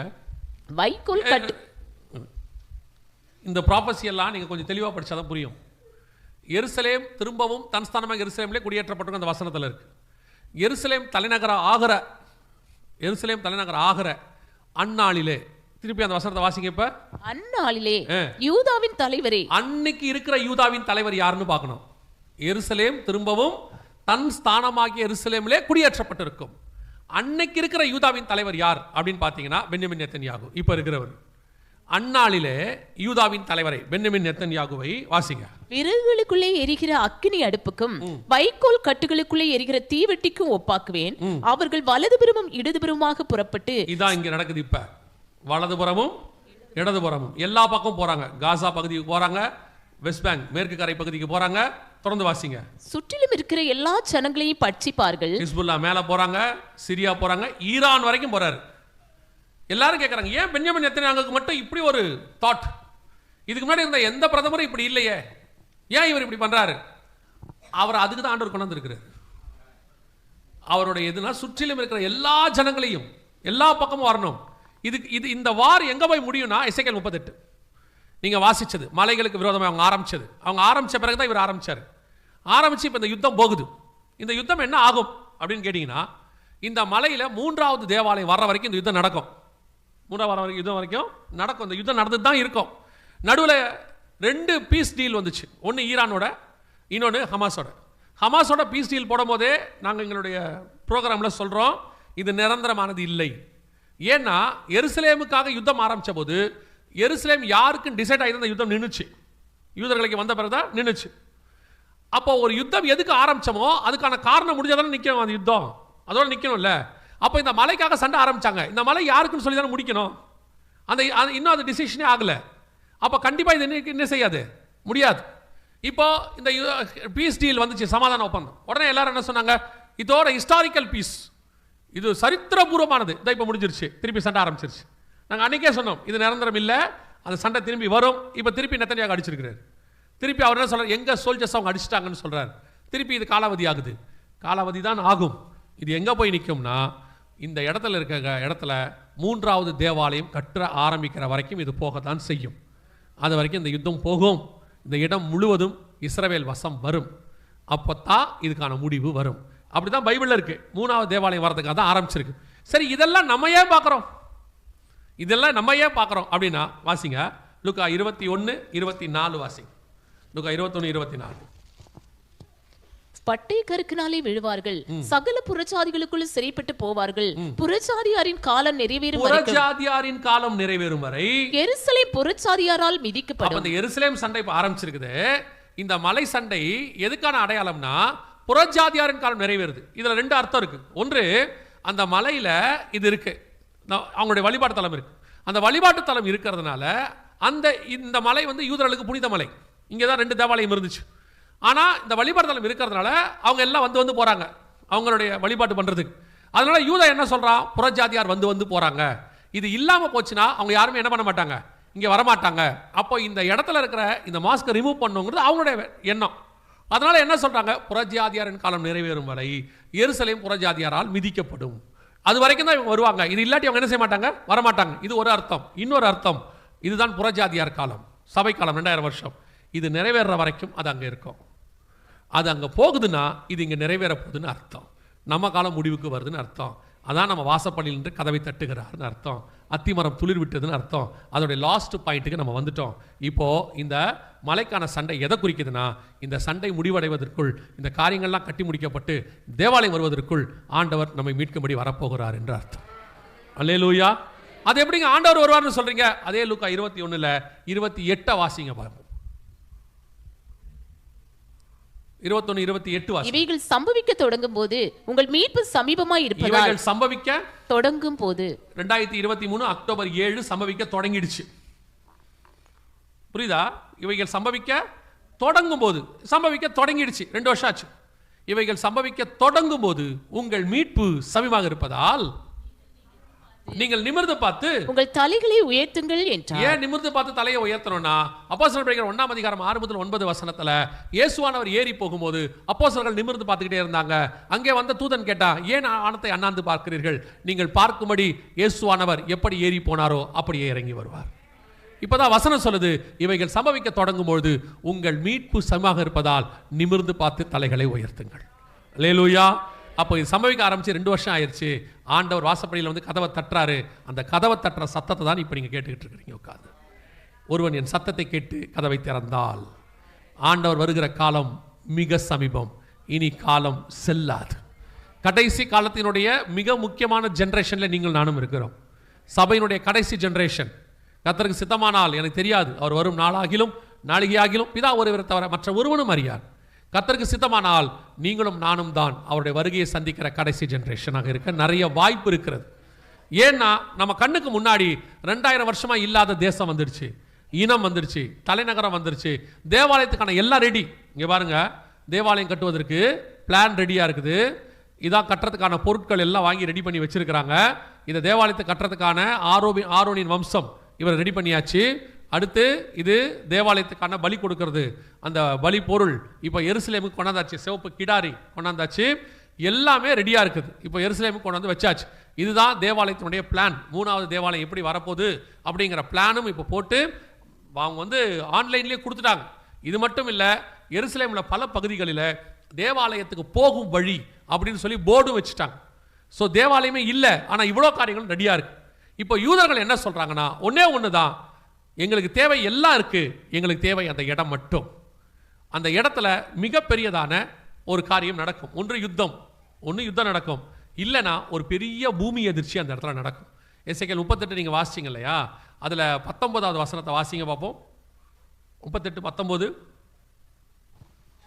அந்நாளிலே இஸ்ரவேல் தேசத்திலே பெரிய அதிர்ச்சி உண்டாகி. இப்போ இஸ்ரவேல் தேசத்தில் ஒரு பெரிய பூமி எதிர்ச்சி வரணும், மிகப்பெரிய பூமி எதிர்ச்சி ஒன்று வரணும், 6 புள்ளிக்கு மேலே வரணும். ஒருவேளை அந்த பூமி எதிர்ச்சியில் இந்த வழிபாட்டு தலம் இடிஞ்சாலும் சரி, இல்லை யுத்தத்தில் இடிஞ்சாலும் சரி, 3வது தேவாலயம் கட்டுவதற்கு அந்த இடம் அவர்களுக்கு கிடைக்கும். உங்களுக்கு எனக்கு கடைசி அடையாளம் என்ன தெரியுமா? அந்த வழிபாட்டு தலம் அங்கே இடிகிறதோ அது இல்லாமல் போகிறது நீங்கள் பார்ப்பீர்களானால் மூட்டை முடிச்ச கட்டிட்டு பரலோகத்துக்கு போகிறதுக்கு ரெடி ஆகணும்னு அர்த்தம். இனி வேறொரு காரியம் இருக்கவே இருக்காது. அதுக்கப்புறம் உங்களுக்கும் எனக்கும் செகண்ட்ஸ் தான் பாக்கி. எப்போ வேணாலும் கர்த்தர் வருவார். அல்லேலூயா. இதெல்லாம் 2000 வருஷம் கழிச்சு நம்ம காலத்தில் நடக்குது. ஒரு 100 வருஷத்துக்கு முன்னாடி பைபிள் இது இவ்வளவும் பைபிளில் இருக்கு. 100 வருஷத்துக்கு முன்னாடி படித்தா இது எதுவுமே உங்களுக்கு இருக்காது. ஆனால் இப்போ எல்லாமே இருக்கு. இதெல்லாம் எதை சொல்லுதுன்னா, ஆண்டவர் வெகு சீக்கிரம் வரப்போகிறார், ஆயத்தப்படுங்கன்னு சொல்லுது. அவ்வளோதான். நீங்கள் நானும் வேற ஒன்றுமே இதில் செய்யறதுக்கு இல்லை. இந்த அடையாளங்களை எல்லாம் நீங்கள் காணும்போது, இவைகளை நீங்கள் காணும்போது அவர் வாசல் அருகே வந்திருக்கிறார் என்று அறிவீர்கள். நம்ம ஆண்டவர் வெகு சீக்கிரத்தில் வரப்போகிறார். இனி காலம் கண்டிப்பாக செல்லாது. அப்போ இந்த வருகை வரப்போது, நான் போகணும், இவ்வளவும் தெளிவாக இருக்குது, நான் போகணும், என்ன செய்யணும்? இயேசு கிறிஸ்து வேறு ஒன்றுமே கேட்கல, ஒன்றே ஒன்று தான் கேட்குறாரு, மனம் திரும்புங்கள், பரலோக ராஜ்யம் சமீபமாக இருக்கிறது. ஆண்டவர் உங்கள் இருதயத்தை மட்டும் கேட்குறார். உங்கள் ஊர் என்ன, பேர் என்ன, எங்கே பிறந்தீங்க, என்ன வளர்ந்தீங்க, இது எதுவுமே ஆண்டவருக்கு தேவையில்லை. ஆண்டவருக்கு தேவை உங்கள் ஆத்மா மட்டும். இயேசு கிறிஸ்துவின் ரத்தத்தினாலே பாவ மன்னிப்பை நிச்சயத்தை பெற்றிருக்க வேண்டும். இயேசுவை என் உள்ளத்தில் வாரும், என் பாவத்தை மன்னியும், உங்களுடைய பிள்ளையாய் என்னை ஏற்றுக்கொள்ளும். இதை உண்மையாக இருதயத்தின் ஆழத்திலேருந்து நீங்கள் சொன்னீங்கன்னா, இயேசு பாவங்களை மன்னிக்க வல்லமை உள்ளவராக இருக்கிறார். ஒருவேளை இயேசுவை ஏற்றுக்கொண்டு வந்திருந்து திருப்பி பின்மாற்றத்தில் போயிருந்து இன்றைக்கி வந்திருந்தீங்கன்னா, ஆண்டவர் இன்னும் உனக்கு ஒரு வாய்ப்பை கொடுக்க விரும்புகிறார். One more chance. கடைசி இந்த ரிலே ரேஸ் ஓடும்போது பாருங்கள், கடைசியாக ஒருத்தர் கையில் ஒரு கோல் வச்சுருப்போம். அந்த மாதிரி நீங்களும் நடந்தால் கடைசியாக ஓடுற பர்சன். எந்த நேரத்திலும் அப்போஸ்தலர்கள் காத்திருந்தாங்களாம் இயேசு வருகைக்கு. கிறிஸ்துவுக்குள் மரித்தவர்கள் எழுந்திருப்பார்கள், பின் உயிரோடு இருக்கிற நாமும் எதிர்கொண்டு போகணும். அப்போஸ்தலர்கள் காத்திருந்தாங்களாம். அவங்க காலத்தில் நடக்காதது நம்முடைய காலத்தில் நடக்க போகிறது. அல்லேலூயா. இயேசு வெகு சீக்கிரத்தில் வரப்போகிறார். ஒருவேளை இயேசு கிறிஸ்துவை ஏற்றுக்கொள்ளாமல் இருந்தால் உங்களுக்கு ஒரு நல்ல வாய்ப்பு ஆண்டவர் கொடுக்கிறார். இயேசு இது நடுவில் தான் அவர் வருவேன்னு சொல்லியிருக்கிறார். அந்த வருகையில் பங்கடைவதற்கு உங்களுக்கு ஒரு அழைப்பை ஆண்டவர் கொடுக்கிறார். ஆண்டவரே, என் உள்ளத்தில் வாரும், என் பாவத்தை மன்னியும், உடைய ரத்தத்தால் என்னை கழுவும் அப்படின்னு நீங்கள் உங்கள் இருக்கிற இடத்துல நீங்கள் ஜெபம் பண்ணிங்கன்னா போதும், ஆண்டவர் பாவங்களை மன்னிக்க வல்லமை உள்ளவராக இருக்கிறார். உங்கள் பாவத்துக்கான விலையை அவர் கொடுத்து விட்டார். அவர் சிலுவை சுமந்துட்டார், அவர் செத்துட்டார், அவர் உங்களுக்காக எல்லா விதமான காரியங்களும் செஞ்சிட்டார். உங்களை மீட்பதற்கு மீண்டும் உயிரோடு கூட எழுந்துட்டார். அவர் மரணத்தை ஜெயமாய் விழுங்கி விட்டார். இனி ஒரே ஒரு காரியம்தான், உங்களை என்னையும் மீட்கும்படி திரும்பி வரப்போகிறார். அல்லேலூயா. இனி காலம் கண்டிப்பாக செல்லாது.